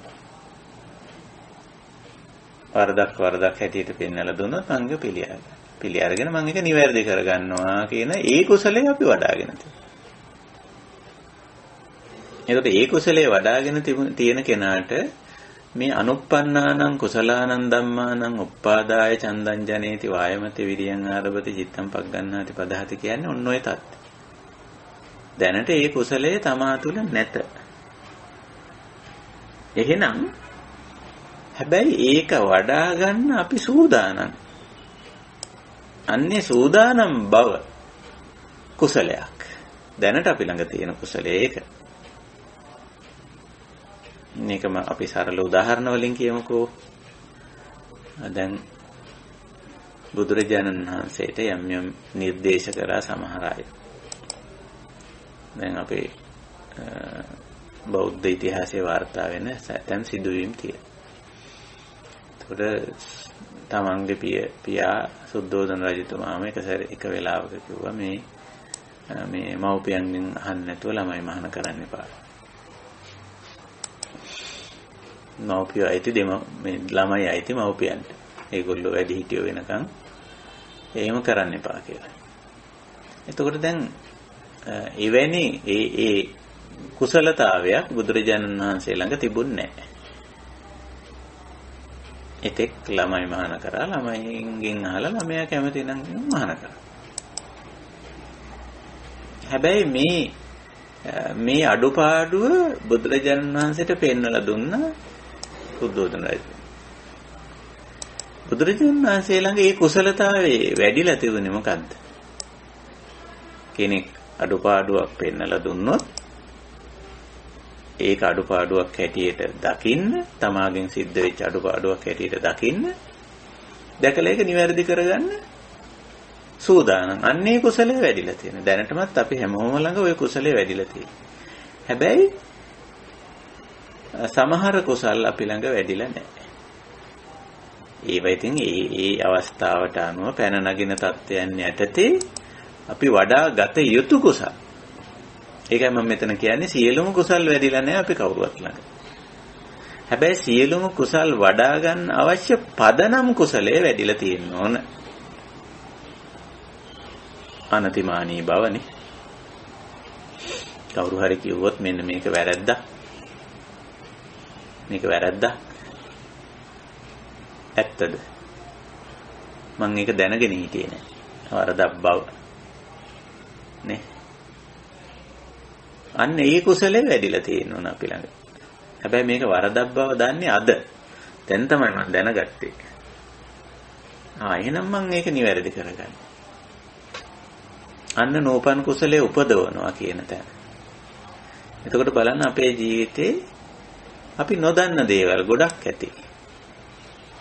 නේ? නොදන්න දේවල් ගොඩක් ඇති. පුහුණු වෙලා නැති ගොඩක් දේවල් ඇති ජීවිතේ. නේ? සමාජීය වශයෙන් යම් තැන්වලදී නොකට යුතුයි කියන දේවල් අපි තාම දන්නේ නැහැ. මොකද අපි එතෙන්ට ගිහිල්ලත් නැහැනේ සමහර වෙලාවට. එතෙන්ට ගියාම තමයි දන්නේ මෙන්න මෙතෙන්දී මේ දේ නොකට යුතුයි. මේ දේ නොකළ යුතුයි. ඉතින් එතෙන්දී කවුරු හරි පෙන්වලා දෙන්න පුළුවන් මේ ඔයා මේ අදද මෙතෙන්ට ආවේ ඔව්.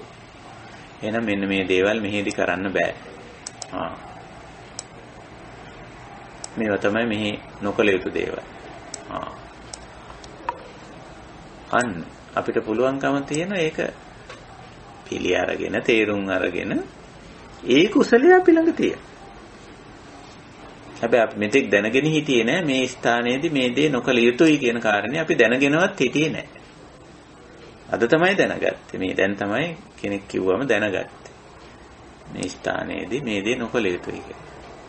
ඉතින් අපි අද ඉඳලා ඒ නූපන් කුසලයේ අපි උපදවා ගන්න. මොන විදිහට අපේ කායික හැසිරීම වලට අදාළව, සිතුම් පැතුම් වලට අදාළව, දැනුම් තේරුම්කම් වලට අදාළව අපි ළඟ නැති කුසල් බොහෝමයක් තියෙනවා. එතකොට අපිට ඒ තැනදී ඒ කුසලයේ උපද්ද ගන්නවා. උපද්ද ගැනීමට අවශ්‍ය කරන මූලික කුසලතාවය නම් දැනටමත් අපි ළඟ තියෙනවා. ඒ අනතිමානී බව, වරදක් පිළිගන්න බව, ඇහුම්කන් දීමේ ඇහුම්කන් දෙන බව යම් කෙනෙකුට. ඉතින් ඒ කුසලතා ටික අපි ළඟ වැඩිලා තියෙන්නේ. ඒ කුසලතා ටික වැඩිලා නොතිබුණොත් අර නූපන් කුසලයේ උපදවන්න බෑ. අනුප්පන්නානම් පාපකානම් අකුසලානම් ධම්මානම් මේ අනුප්පන්නානම් කුසලානම් ධම්මානම් උප්පාදාය. නූපන් කුසලයේ උපදවන්න බෑ. ඇයි? අර ඒ කුසලයේ උපදවන්න අවශ්‍ය කරන මූලික කුසලතා ටික අපි ළඟ නැත්තම්. එතකොට හොඳට අපි තේරුම් ගන්න ඕන බුදුදහමේ කරන්නේ සියලු කුසල් වැඩිවීමක් ගැන නෙමෙයි කියන්නේ. ඒ අවස්ථාවේ ඒ කුසල් අපිට වෙන වෙනම දැන කියා ගන්න ඕන. ඒ සියලු කුසල් උපද්දවා ගැනීමට අවශ්‍ය කරන මූලික කුසලතා ටික අපි වැඩි දියුණු කරගෙන තියෙනවා. දැන් ඔය මම කියපු සූත්‍රයට ගිහිල්ලා බැලුවොත් ඔයත් මම කියපු අර සංවර සූත්‍රය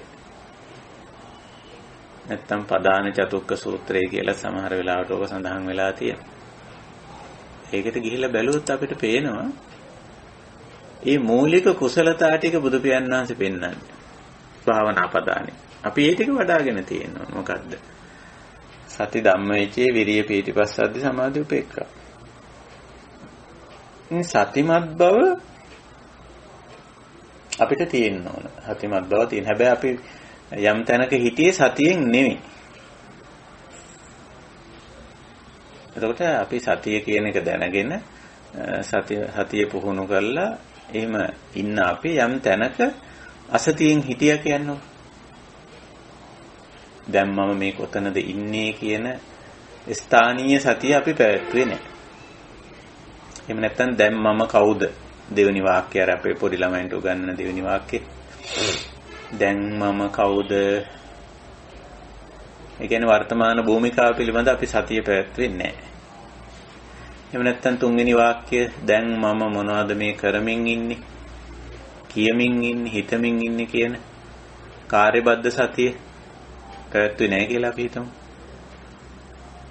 එතකොට වෙන කෙනෙක් අපිට ඒක සතිමත් කරනවා. සති උප්පාදේ කරනවා.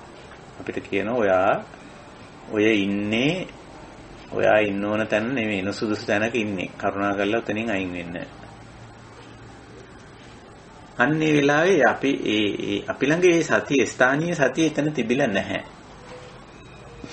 හැබැයි ඒක උපදවා ගන්න තරම් කුසලයක් අපි ළඟ දැනට තියෙනවා. අර පුද්ගලයා යමක් කිව්වම ඒක නිහතමානීව පිළිගන්න තරම් ඒ අනතිමානී කුසලයේ අපි ළඟ තියෙනවා. ඔතනින් අයින් වෙන්න කිව්වම ඒ අපහසුයෙන් නමුත් එතනින් අයින් වෙන්න තරම් මේ හැකියාවක් අපි ළඟ දැනට තියෙනවා.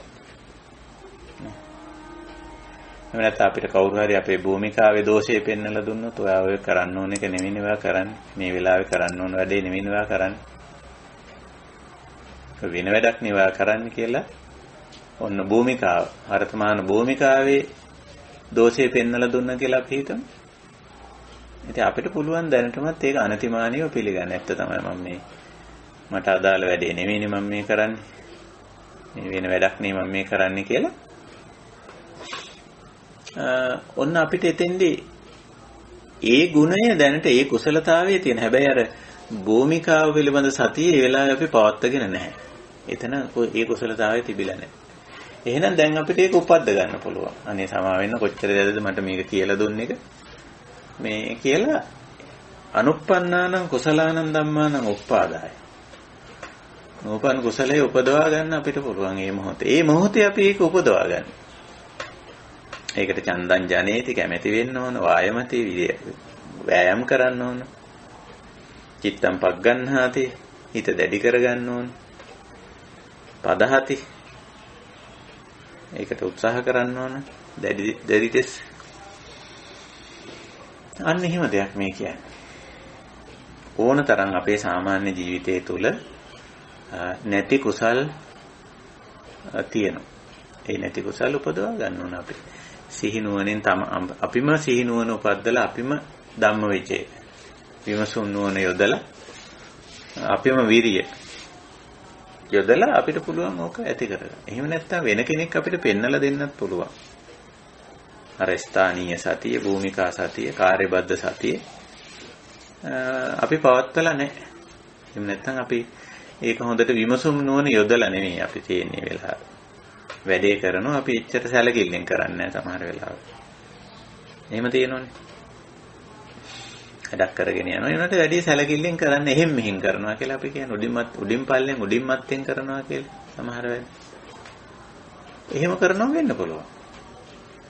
ඒ ධම්ම විචය විමසුම් නුවණ සම්පජානීයකාරී බව යොදලා නැහැ අපි.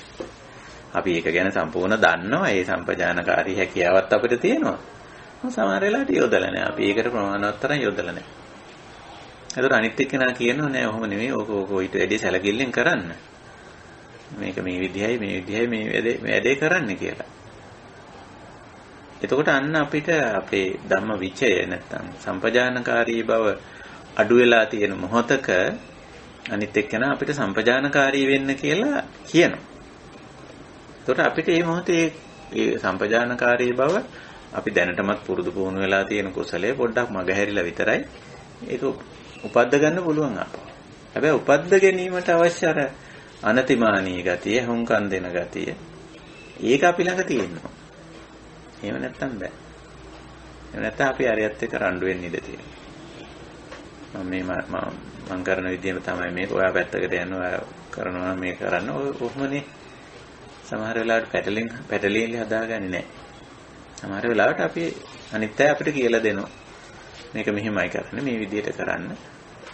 ඔයිට වැඩි සැලකිල්ලෙන් කරන්න, ඔයිට වැඩි මේ හරියට කරන්න, නිවැරදිව කරන්න කියලා. ඉතින් හුඟක් වෙලාවට අර කුසලයට එන්න, නෝපන් කුසලයේ උපදවන්න අවශ්‍ය කරන කුසලය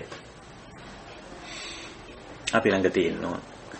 ඒක සමහර වෙලාවට නැති. ඒක නොතිබුණොත් නෝපන් කුසලයේ උපදවන්න බෑ. ඒකයි. සමහරට අපි ප්‍රමාණවත් තරම් වීර්ය කරන්න නැති වෙන්න පුළුවන්. උත්සාහ කරන්න නැති වෙන්න පුළුවන් සමහරට. ඉතින් අපිට පේනවා අනිත් එක්කෙනාට පේනවා මෙයා කම්මැලි, මෙයා උත්සාහ කරන්නේ නැහැ. ඉතින් අනිත් එක්කෙනා කියනවා මේ උත්සාහ කරනවා ඊට වැඩි උනන්දු වෙන්න කියලා උනන්දු කරවනවා. එතකොට අපිට තේරෙන්න ඕන අපි උනන්දු මදි මේකට. එහෙනම් මම උනන්දුව වැඩි කරගන්න ඕන ආදි වශයෙන් කියලා. ඒතර ඔය ආකාරයට අපි හොඳට කල්පනා කරලා බැලුවොත් ඒ අවස්ථාවට ඒ කාර්යයට අදාළ සියලු කුසලතා අපි තුල නැහැ. මොකද ඒවා තැනින් තැනට අවස්ථාවෙන් අවස්ථාවට වෙනස් වෙනවානේ. එතකොට හැබැයි මේ කුසලතා උපදවා ගැනීමේ මූලික හැකියාව අපි ළඟ තියෙනවා දැනටම. ඒක අපි ළඟ තියෙන්න ඕනේ. බුදුදහමෙන් කරන්නේ සියලු කුසල් ඉපදවීමක් නෙමෙයි. ඔය කුසලතා ලයිස්ට් හොඳට බලන්න. විශේෂයෙන්ම කුසල් වැඩිම ගැන කියන බොහෝ තැන්වල බුදු පියාණන් වහන්සේ දේශනා කරලා තියෙන්නේ මේ සප්තබොජ්ජංග. මෙතනත් මේ සංවර සූත්‍රයේදී ඔයත් අන්ට පැහැදිලි වෙයි සූත්‍රය කියවලා බැලුවම මේ එතනත් එහෙමයි භාවනා පදාන කියලා ඒක හඳුන්වලා තියෙන පදානේ තුන්වෙනි පදානේ අපි මේ කතා කරන පදානේ භාවනා කියන්නේ වර්ධනය කර ගැනීම කියන අර්ථේ වර්ධනය කර ගැනීමට දරන වෑයම උත්සාහය කියන තේරුමේ භාවනා පදාන එතනත් දක්වලා තියෙන්නේ ඔය බෝධිඅංගම තමයි සති ධම්මේචේ විරිය පීතිපස්සද්දි සමාධි උපේක්ඛා කියන. ඉතින් ඒකේ අර විශේෂ වචන ටිකක් අපි මේ ටික කලිනුත් සාකච්ඡා කරලා තියෙන විවේක නිශ්චිතං විරාග නිශ්චිතං නිරෝධ නිශ්චිතං ඔස්සග්ග පරිණාමෙන් කියලා දක්වලා තියෙන සමහර වෙලාවට අපි මේ අපේ කුසලතාවය යොදලා තියෙනවා. නමුත් ඒක හරි පැත්තට යොදලා නැති වෙන්නත් පුළුවන්. අර අපිටම එතකොට ප්‍රතිඵලය එනකොට අපිටම තේරෙනවා සමහර වෙලාවට ඇයි මේ ප්‍රතිඵලය ආවේ නැත්තේ. එහෙනම් මම මේක හරි පැත්තට නෙමෙයි යොදලා තියෙන්නේ. වැරදි පැත්තට කියලානේ.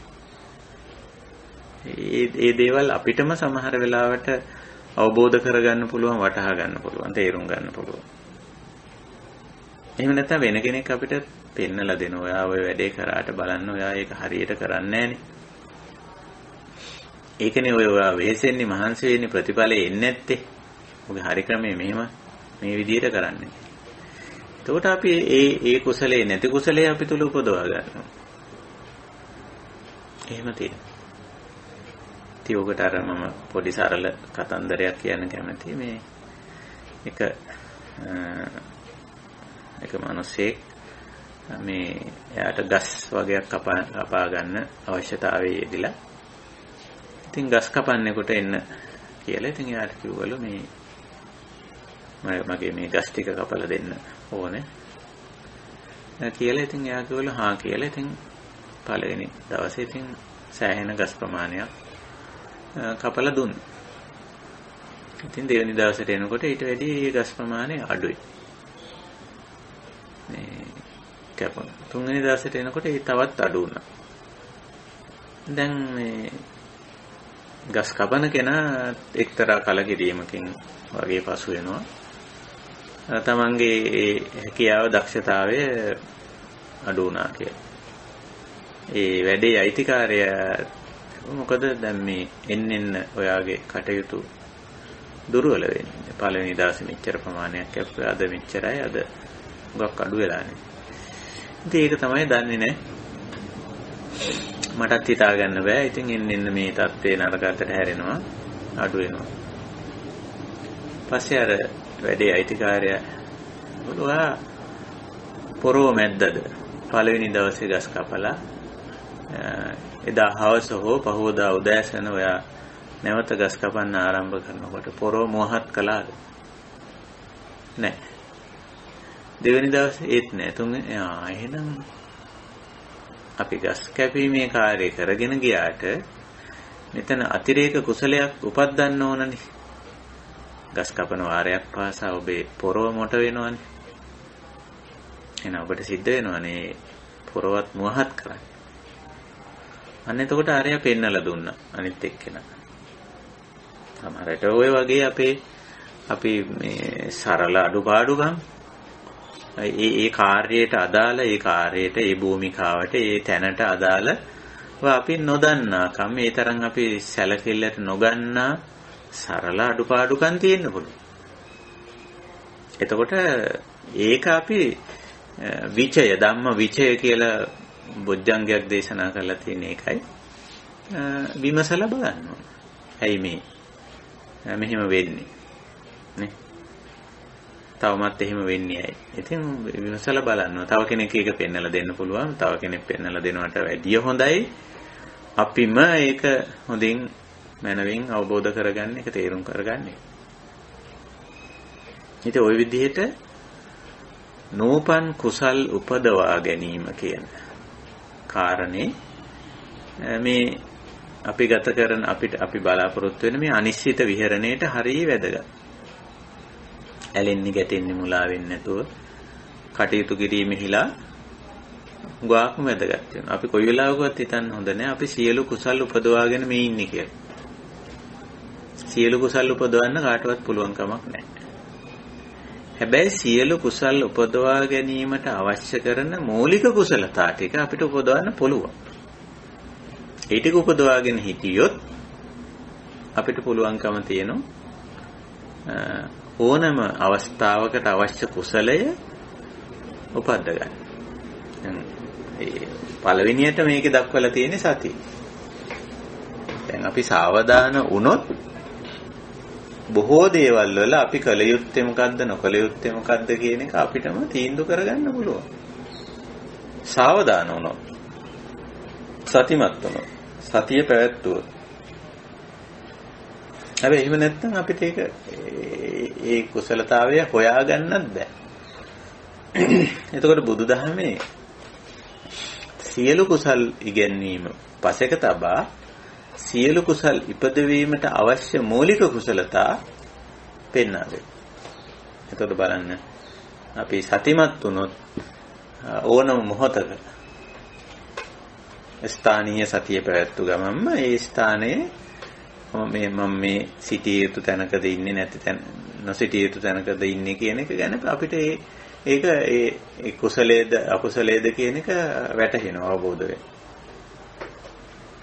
භූමිකාව පිළිබඳ සතිය පැවැත්වුවොත් මම මේ වෙලාවේ මම මේ මට ගැළපෙන මට යෝග්‍ය භූමිකාවේද ඉන්නේ අයෝග්‍ය භූමිකාවේද කියන එක ඉතින් Tamanටම වැටහෙයි.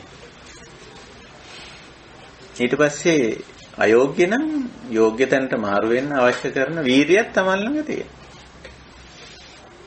ඒක සති ධම්මයිචේ විරිය නැත්තම් ආතාපි සම්පජානෝ සතිමා කියන මේ මූලික කුසලතා බුදුදහම ගන්න. මේ මූලික කුසලතා තියෙනවා නම් සියලු කුසලතා උපදින්න පුළුවන්කම තියෙනවා. ඒකයි ස්වභාවය. ඉතින් එතකොට දැන් මේ තුන්වෙනි ප්‍රධාන අංගය හැටියට අපි කතා කරපු දේ මම හිතනවා අපේ කල්යාණ මිත්‍රයන්ට වැටහෙන්නේ නැති. සාමාන්‍ය ජීවිතය තුළ වුණත් නිවන් සාක්ෂාත් කිරීමට අවශ්‍ය දේවල් සම්බන්ධයෙන් ගත්තත් සියලු කුසලතා අපි වර්ධනය කරගෙන නැහැ. හැබැයි සියලු කුසලතා වර්ධනය කර ගැනීමට අවශ්‍ය කරන මූලික කුසලතා අපි වර්ධනය කරගෙන තියෙන්න ඕන. ඒකයි මේ පහුගිය අපේ සාකච්ඡාවලදී අපි විශේෂයෙන් මේ සතිපට්ඨාන දේශනාව වගේ සාකච්ඡා කළේ. හොඳයි මම තුන්වෙනි භාවනා පදානේ නැත්නම් තුන්වෙනි පදානේ අනුප්පන්නානං කුසලානං ධම්මානං උප්පාදාය කියන ওই විදිහට මූලික වශයෙන් පැහැදිලි කරලා මම ඔතකින් මගේ කරුණු පැහැදිලි කිරීම නතර කරලා වෙනද වගේම මම කැමැති අපේ ධම් සභාවේ ධර්ම සාකච්ඡාවට සම්බන්ධ වී සිටින අපේ කල්යාණ මිත්‍රයන්ට ඉතිරි කාලයේ විවෘතව තියන්න.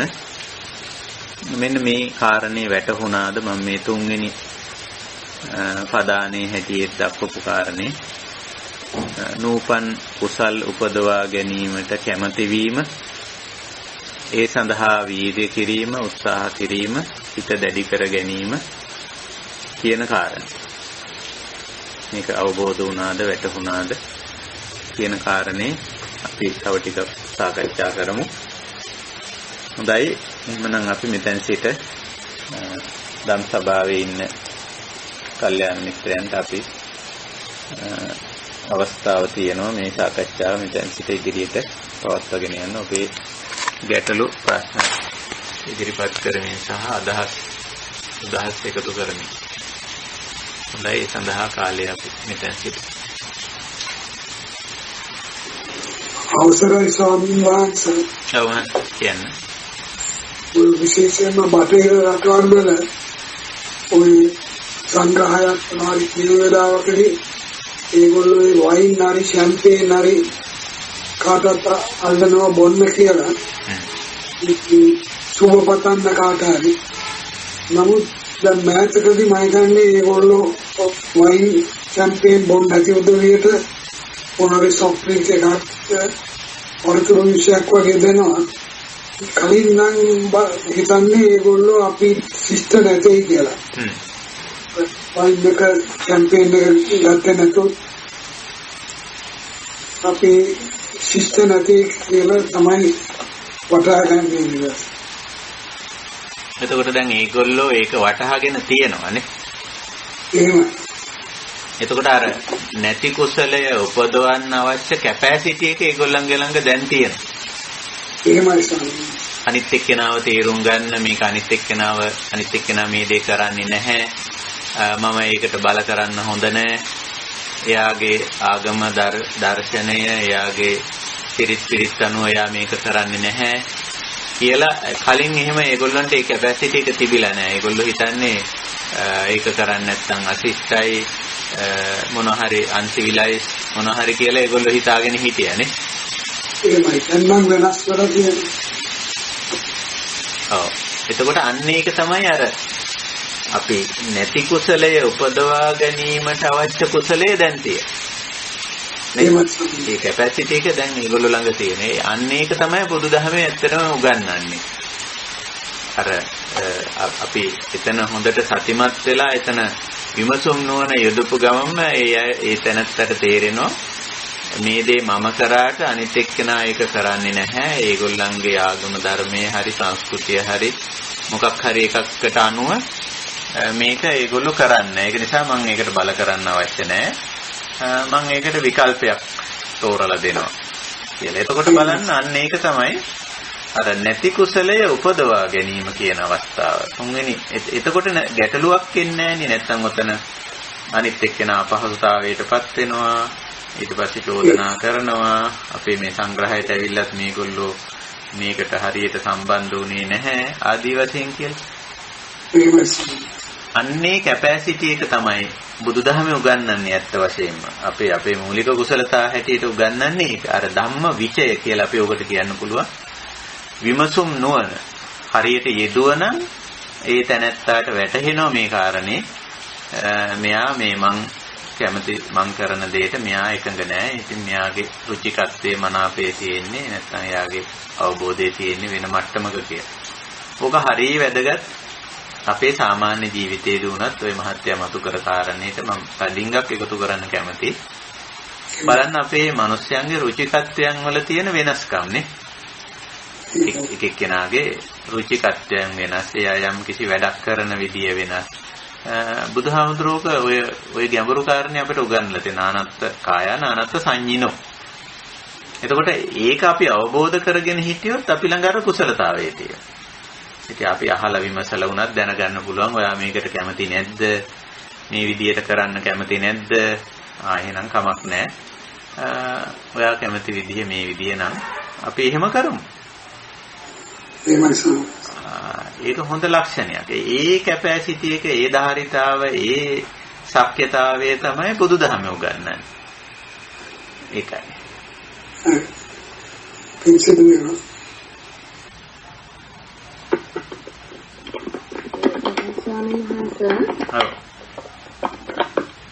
ස්වාමීන් වහන්සේ අද දැන් සමාජයට මේක උපකාරී වෙයි කියලා මම හිතනවා. අද සමාජයේ කාන්තාවන්ටත් සමහර පෞල් ජීවිතවල මම හුඟක් අහලා දැකලා තියෙනවා ස්වාමීන් වහන්සේ. මේ විවාහයේදී දෙන්නෙක් එකට ජීවත් වෙන්න වුණාම හුඟක් හිරිහැර බාධා වලට පැමිණිලා තියෙනවා.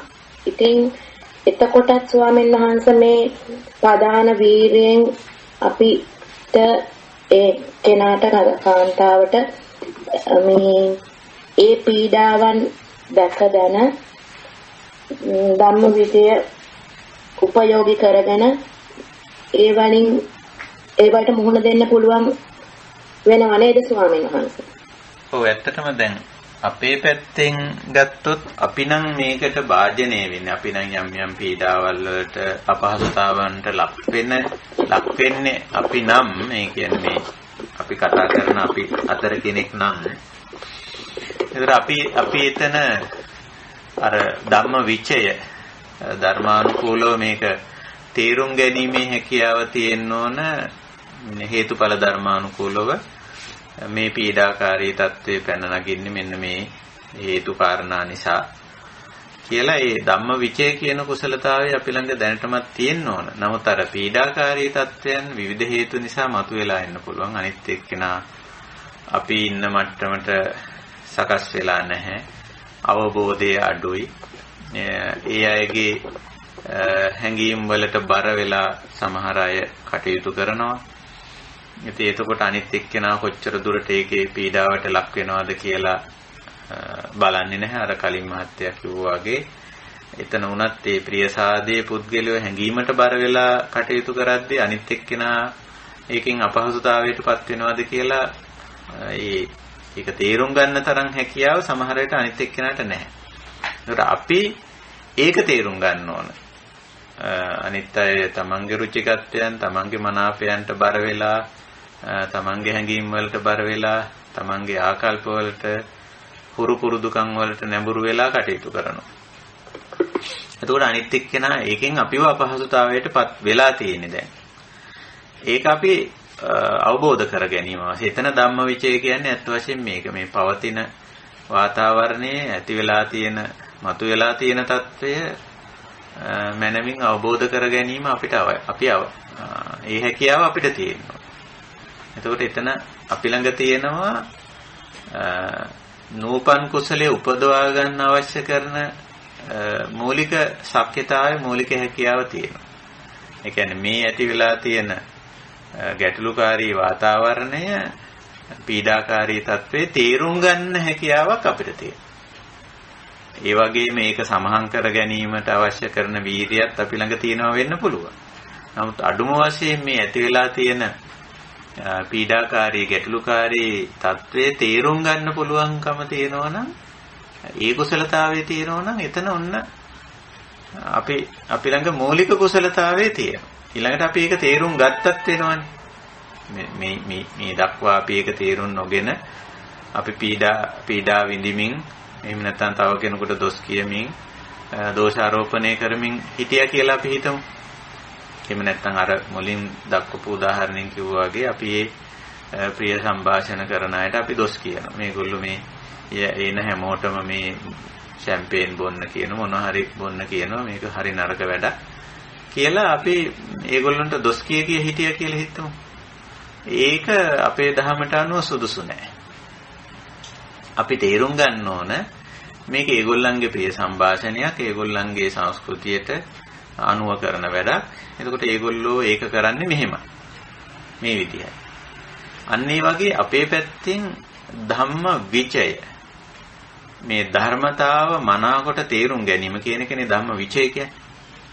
මේ මොහොත වර්තමාන මොහොතේ ක්‍රියාත්මක වෙන ධර්මතාව මනාකොට තේරුම් ගැනීම හැකියාව ධම්ම විචය.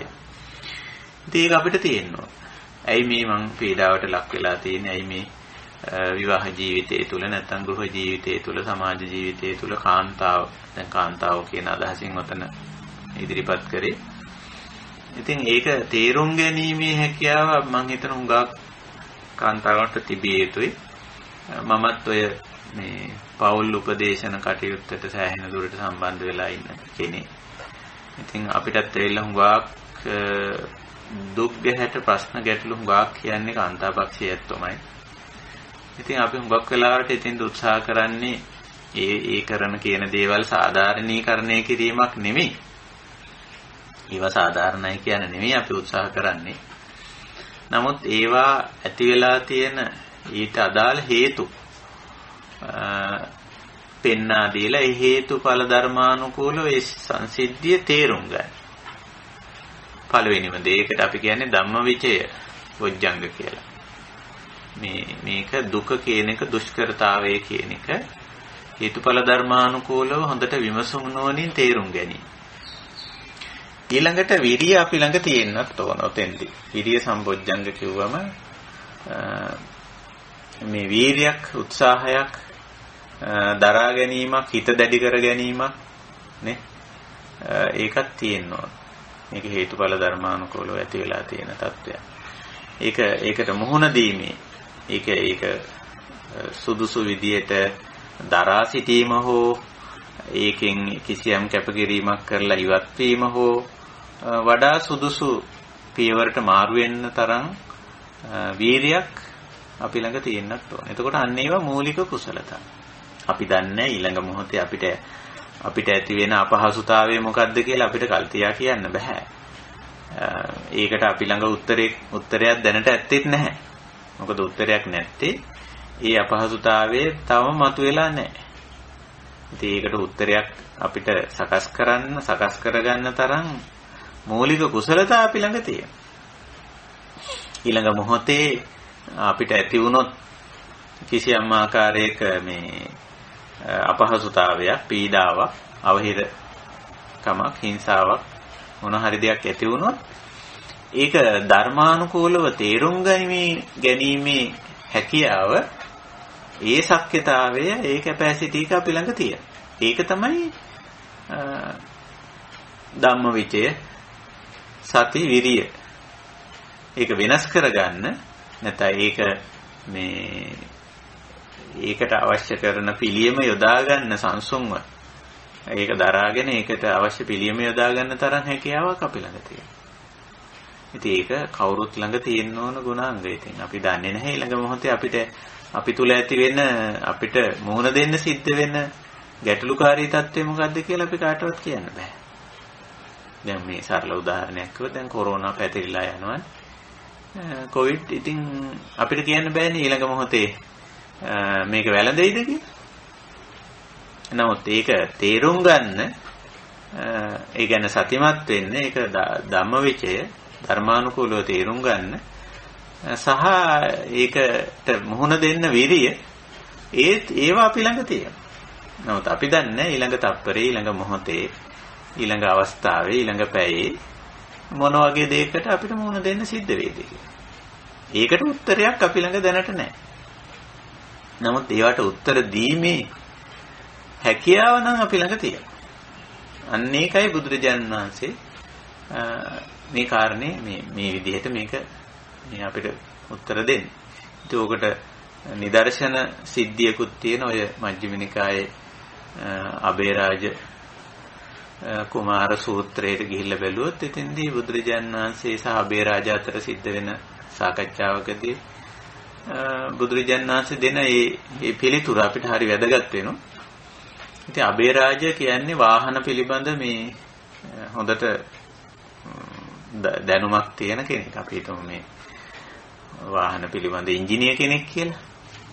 කිව්වා මේ වගේ බොහොම පිළිගත් කෙනෙක්. අනිත් අයත් අබේරාජ වාහන පිළිබඳ හොඳ දන්න කෙනෙක් හැටියට පිළිගත්ත කෙනෙක්. ඉතින් බුදුරජාණන් වහන්සේ හමු වෙච්ච වෙලාවක ඉතින් අබේරාජ අහපු ප්‍රශ්නයකට බුදුරජාණන් වහන්සේ ඉතින් හොඳට සාර්ථකව පිළිතුරු දුන්නම අබේරාජ අහනවා මේ ඔබ වහන්සේ අපේ මේ එක එක්කෙනා ඇවිල්ලා අහන ප්‍රශ්නවලට කල් තියා උත්තර සූදානම් කරගෙනද ඉන්නේ කියලා. ඉතින් බුදුරජාණන් වහන්සේ ඒකට පිළිතුරක් නොදී අබේරාජගෙන් අහනවා ඔබ දැන් වාහන පිළිබඳව එක්ස්පර්ට් කෙනෙක්නේ, ප්‍රවීණයෙක්නේ. ඔව්. එතකොට ඔබ ප්‍රවීණයෙක් හැටියට සමාජයත් පිළිගන්නවනේ. ඔව්. එතකොට දැන් වාහන පිළිබඳ ගැටලුවක් ආපුවම සමාජයේ අනිත් අය ඔබ කරා එනවනේ. ඔව්. එතකොට දැන් වාහනයක ප්‍රශ්නයක් ඔබ කරා අරන් ඇවිල්ලා ඒ ප්‍රශ්නේ ඔබට ඉදිරිපත් කරනකොට ඒකට දෙන්න උත්තරයක් ඔබ කලින් හදාගෙන තියෙනවද කියලා. අබේරාජ කියනවා නෑ. ඇයි නැත්තේ? ඉතින් මම දන්නේ නෑනේ අනිත් එක්කෙනාගේ වාහනේ ප්‍රශ්නේ මොකද්ද කියලා. එහෙනම් ඔබ කොහොමද පිළිතුරු දෙන්නේ? පිළිතුරු දීමේ කැපැසිටි එක මා ළඟ දැනටමත් තියෙනවා. ඒ තමයි මම වාහන පිළිබඳ ප්‍රවීණතාවයක් ඇති කෙනෙක්. ඒ නිසා මට වාහන ගැන ඕනම ප්‍රශ්නයක් ඇහුවොත් වාහනයක ගැටලුවක් ගැන ඇහුවොත් මට ඒකට උත්තරයක් දෙන්න පුළුවන්. ඒ වෙලාවේ විමසලා ඒ ගැන සතිමත් වෙලා ඊළඟ විමසුම් නුවණ යොදලා මට පුළුවන් ඒකට උත්තරයක් දෙන්න. දැන් මගෙන් අහපු ප්‍රශ්නෙටත් ඔබට උත්තරේ ලැබුණා නේද? තථාගතවරු සියලු ප්‍රශ්න වලට තථාගතවරු ළඟ උත්තර නැහැ. මොකද සියලු ප්‍රශ්න පැන නැගිලත් නැහැ තාම. මතුවට අප්‍රමාණ ප්‍රශ්න පැන නගින්න පුළුවන්. හැබැයි සියලු ප්‍රශ්න වලට පිළිතුරු දීමේ මූලික කුසලතා තථාගතවරු ළඟ තියෙනවා. ඒක නිසා තථාගතයන් වහන්සේ ළඟට කවුරු හරි කෙනෙක් ආවොත් එයාගේ ප්‍රශ්නේ අහලා විමසලා සංසුන්ව සාකච්ඡා කරලා ඒකට උත්තරයක් දෙන්න හැකියාව තියෙනවා. ඒකට පාවිච්චි කර වචනේ බුදුරජාණන් වහන්සේ ධම්මදාතු සුප්පටි විද්දත්තා කියලා. අබේරාජ සූත්‍රයට ගිහිල්ලා ඔයත්තන්ට ඕනනම් කියලා බලන්න පුළුවන්. ධම්මදාතු සුප්පටි විද්දත්තා. ඒ කියන්නේ ලෝක ස්වභාව ධර්මය සුප්පටි විද්දත්තා මනාකොට විනිවිද දැක තිබෙනවා. ඒක නිසා මතුවලා යන ඕනෑම ගැටලුවකට ප්‍රශ්නයකට අපිට ඒකට සතිමත් වෙන්නත් පුළුවන්. ඒක ධම්මවිචය ධහමට අනුව තේරුම් ගන්නත් පුළුවන්. ඒ සම්බන්ධයෙන් සතරාකාර වීර්යය පවත්වන්නත් පුළුවන්. ඉතින් එහෙම වුණාම අපිට ප්‍රශ්න එයි.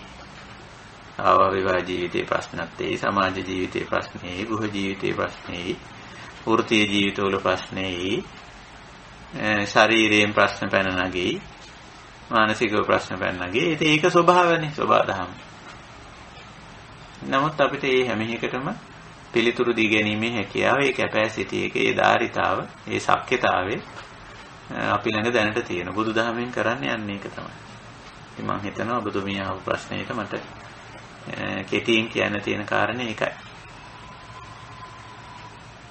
එහෙමයි ස්වාමීන් වහන්සේ. මොහොමකින්.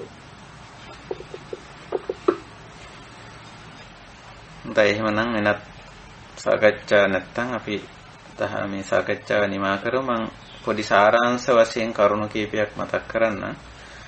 මෙතෙන්දි මේ නූපන් කුසලය උපදවා ගැනීමේ හැකියාව ඇත්තටම මෙතන තියෙන්නේ. නූපන් කුසල් කියන ඒවා අපිට කියන්න බෑ මොනවද කියලා. නමුත් මෙතන තුන්වෙනි පදහාණයෙන් කියවෙන්නේ අපි හැමෝම ළඟ තියෙන්න ඕන නූපන් කුසල් උපදවා ගැනීමේ හැකියාව. මම මේක සරල උදාහරණයකින් කිව්වොත්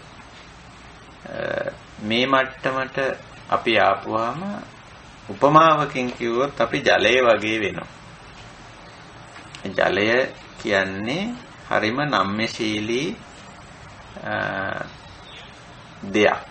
ආපෝ ධාතුව ජලය. ඒ වගේම හැබැයි තමන්ගේ ගුණය අතහරින්නේ ජලය කොයි වෙලාවකවත්. තමන්ගේ ස්වභාවික ගුණය අතහරින්නේ නැහැ. හැබැයි ජලය නොඑක් විදිහේ වෙනස්කම් වලට නැත්තම් බලපෑම් වලට යටත් වෙනවා. දැන් අපි හිතමු ජලය අපි රත් කරනවා. මිනිස්සු ජලය රත් කරනවා. මිනිස්යන්ගේ උමනාවට. එහෙම නැත්තම් පරිසර හේතු වලිනොත් ජලය රත් වෙනවා. ඉතින් රත් වුණාට ජලය ඉතින් අනිත් අය රත් කරනකොට රත් වෙනවා තමයි. ඒ වුණාට ජලය තමන්ගේ ස්වභාවික ගුණය, ඒ කියන්නේ නිවෙනවා. කොච්චර රත් කරත් ජලය ආපහු නිවෙනවා. ඒ කියන්නේ තමන්ගේ මූලික ගුණයට එන්න හැකියාව තියෙනවා. සමහරට ජලය වාෂ්ප කරනවා. වාෂ්ප වුණත් ආපහු කරකැවිලා ඇවිල්ලා ආය ජලය බවට පත් වෙනවා. සමහර විට ජලය අපිරිසිදු කරන මිනිස්සු.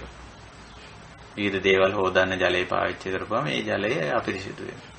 අපිරිසිදු ජලය මහ පොළොවට ආය වීසි කරපුවාම ආපහු එයා පිරිසිදු වෙනවා සොයන්ව. හැබැයි අපිරිසිදු කිරීමට ලක් වෙනවා ජලය. රත් කිරීමට ලක් වෙනවා. ඒක ලක් නොවෙනවා කියන්න බෑ. හැබැයි ජලයේ කැපැසිටි එක, ජලයේ හැකියාවක් තියෙන, ධාරිතාවක් තියෙන යාට තමන්ගේ ප්‍රකෘති ගුණය පවත්වා ගන්න. ආපහු අමාරුවෙන් නමුත් ප්‍රකෘති ගුණයට එනවා. සමහරට අපි ජලය දාන්නේ විවිධ භාජන වලට. ගැඹුරු භාජන, පැතලි භාජන නොඑක ඒවට දානවා. මේ මොකවට දැම්මත් ජලයට හැකියාව තියෙනවා. ඒ දාන භාජනයේ හැඩය අරගෙන ඉන්න. එහෙමත් හැකියාවක් තියෙනෝනේ ජලයට. ඒතර අපිට ජීවිතේ කොහොම වෙන්න පුළුවන්? අපි ඔය අල්ලලා එක භාජන වලට දානවනේ එක එක්කෙනා. ඉතින් අපිට ප්‍රශ්නයක් නැහැ. ඒ කියන්නේ මේ ආර්ය ශ්‍රාවකයෝට එහෙම හැකියාවක් තියෙනවා. දාන භාජනේ හැඩය අරගෙන ඉන්න පුළුවන් වෙනවා. ඒක තමයි මේ තුන්වෙනි පදානෙන් කියන්නේ. අපි දන්නේ මොන භාජනෙට අපිව දායිද කියලා. ඒක මේ එතන දාන භාජනේ හැඩය ගන්නවා කියන එකෙන් අදහස් කරන්නේ අපි පවතින තත්වයට මුහුණ දීගෙන ඉන්නවා කියන එක. ඒකත් එක්ක ගැටලු හදාගන්නේ, රණ්ඩු ප්‍රශ්න ඇති කරගන්නේ, චිත්ත පීඩා හදාගන්නේ, කෙලෙස් උපදවා ගන්න නැතුව ඉන්නවා කියන එකයි අදහස් කරන්නේ. ඉතින් එහෙම වෙන්න පුළුවන්. දන්නේ වතුර මොන භාජනයට දැම්මත් දාන භාජනේ හැඩය ගන්න පුළුවන් වතුර. ඒ ලක්ෂණය තියෙනවා. ඊළඟට තව ලක්ෂණයක් තමයි ජලය ඕනම තැනක දැම්මම ඒ පතුලටම බහිනවා. පතුලටම බහැලා තමයි ඉන්නේ. පතුලේ ඉඳලා තමයි ඉන්නේ. යටම ලෙවල් එකේ තමයි ජලය නිතරම තියෙන්නේ. මොකකට දැම්මත් යටටම යනවා. එතකොට දැන් අපිට අඩුම පහසුකම්, අඩුම පිළිගැනීම, අඩුම වරප්‍රසාද යටතේ උනත් ඉන්න පුළුවන් වෙන්න ඕනේ. ඒ හැකියාව, ඒ කැපැසිටි එක තියෙන්න ඕනේ. වැඩි වරප්‍රසාද, වැඩි පහසුකම් යටතේ ඉන්න එපා කියන්නේ නැහැ බුදුදහම. නමුත් අපි ළඟ හැකියාවක් තියෙනවා, ශක්්‍යතාවයක් තියෙනවා. අපි ළඟ ධාරිතාවක් තියෙනවා. අඩුම පහසුකම් යටතේ අවම පිළිගැනීම් තත්වයන් යටතේ පවතින. අන්න ඒ වගේ ලක්ෂණයක් නේ. ජලය වගේ. ඉතින් ජලයේ ලක්ෂණේ මූලික කුසලතා ටික ජලය අතහැරලා නැහැ. අතහරින්නේ නැහැ. හැබැයි ජලයට විවිධ පීඩාවන් වලට ලක් වෙන්න වෙනවා. ජලය රත් කරනවා, ජලය අපිරිසිදු කරනවා, ජලයේ විවිධ භාජන වලට දමනවා. මිනිස්සු මේ මොනවා කරත් ජලය තමන්ගේ ස්වභාවික ගුණය අතහරින්න නැතුව කටයුතු කරනවා. ඒතකොට දැන් අපි මේ අනිශ්චිත විහරණය කියන මාතෘකාව මේ කතා කරන්නේ අනිශ්චිත විහරණය කියන ගුණාංගය ගැන. ඒකට අනිශ්චිත විහරණය තුල තියෙන්නේ හරියට අපි ජීවත් වෙන්නේ ජලය වගේ, වතුර වගේ. ඒකයි තියෙන්නේ. ගෑවෙන තැන්වල ගෑවෙනවා, නොගෑවෙන තැන්වල නොගෑවී ඉන්නවා. නේ? ජලයම බලන්න එහෙම තියෙනවනේ. ඒක උන්නොහම දෙයක්. අනිත් එක තමයි අපිට හැම දෙයක්ම නිවැරදි කරගැනීමේ හැකියාව අපිට තියෙනවා. ඒක තමයි ලොකුම කුසලතාව. වරද පිළිගැනීමේ හැකියාව, වරද නිවැරදි කරගැනීමේ හැකියාව, සතිය පිහිටුවා ගැනීමේ හැකියාව, විමසුම් නුවණ යෙදීමේ හැකියාව, වීරිය කිරීමේ හැකියාව ඒව තියෙනවා. ඒතකොට මොකකටද සතිය පවත්වන්නේ, මොකකටද විමසුම් නුවණ යොදන්නේ, මොකක් සම්බන්ධෙන්ද වීරිය කරන්නේ කියන එක තවම අපිට ඒක අපි කරා පැමිණිලා නැහැ. ප්‍රශ්නේ ගැටලුව ඇවිල්ලා නැහැ. ඒ කොයි ප්‍රශ්නේ ගැටලුව ආවත් යෙදිය යුතු මූලික කුසලතා ටික අපි ළඟ තියෙනවා. ඉතින් ඕනෝක තමයි මේ පදහානය තුල බුදුදහමේ උගන්වන්නේ අපි මෙතෙක් ලබාගෙන තියෙන දහම් දැනුම පුහුණුව ඇත්ත වශයෙන්ම පාවිච්චි කරලා මේ අනිශ්චිතව ජීවත් වීම පදහානය තුල තියෙන. මේ පදානි අංගවල තියෙන එකයි. ඉතින් අද අපි අවධානයට යොමු කරේ තුන්වෙනි පදානි අංගය. ඔක භාවනා පදාන කියලා හඳුන්වනවා. ඉතින් මම හිතනවා ඒ කාරණේ අපි සෑහෙන දුරට අවබෝධ කරගත්ත, තේරුම් කරගත්තා. අපි තව දුරටත් මේ පදානි අංග පිළිබඳව සාකච්ඡා කරන්නට ලබන ඊළඟ හෙට නෙවෙයි අනිද්දා දවසේ අපි මුණ ගැහෙන්න බලාපොරොත්තු වෙනවා. 16 වෙනිදා සිකුරාදා දවසේ. ඉතින් අපි ඒ අපේක්ෂාවත් ඇතුව අද දවසේ අපේ සදාම් හමු නිමා කරනවා. වෙනදා වගේ මේ සදාම් හමුවට සම්බන්ධ වුණු අපේ කල්යාණ මිත්‍ර හැම දෙනාටම අපේ කල්යාණ මිත්‍රත්වයේ ගෞරවය පළ කරමින් අපි මේන් ලබා ගන්නා වූ දැනුම අවබෝධය අපේ සාමාන්‍ය ජීවිතයේ මතුවලා එන කවර ගැටලුකාරී තත්වයකට වුණත් කවර සුවදායි තත්වයක් තුල වුණත් ඇලෙන්නේ ගැටෙන්නේ මුලා වෙන්නේ නැතුව ජීවත් වෙන්න අවශ්‍ය ශක්තිය මම හිතන්නේ ඒකටයි අපි අනිශ්චිත විහරණය කිව්වේ. ඒ ශක්තිය උපදවා ගන්න. දැන් උපදවාගෙන නැතිනම් උපදවා ගන්න. නූපන් කුසලයක් උපදවා ගැනීමක් හැටියට උපදවා ගන්න. ඔක උපදවාගෙන තියෙනවා නම් ඒ පවත්ව ගන්න මේ ධර්ම සාකච්ඡාවත් හැම දිනාටම උපකාරී වේවා. උපනිශ්‍රේ වේවා කියන උතුම් අදිෂ්ඨානයෙන් අදත් අපේ සදහම් හමුව නිමා කරනවා. හැම දිනාටම තෙරුවන් සරණයි.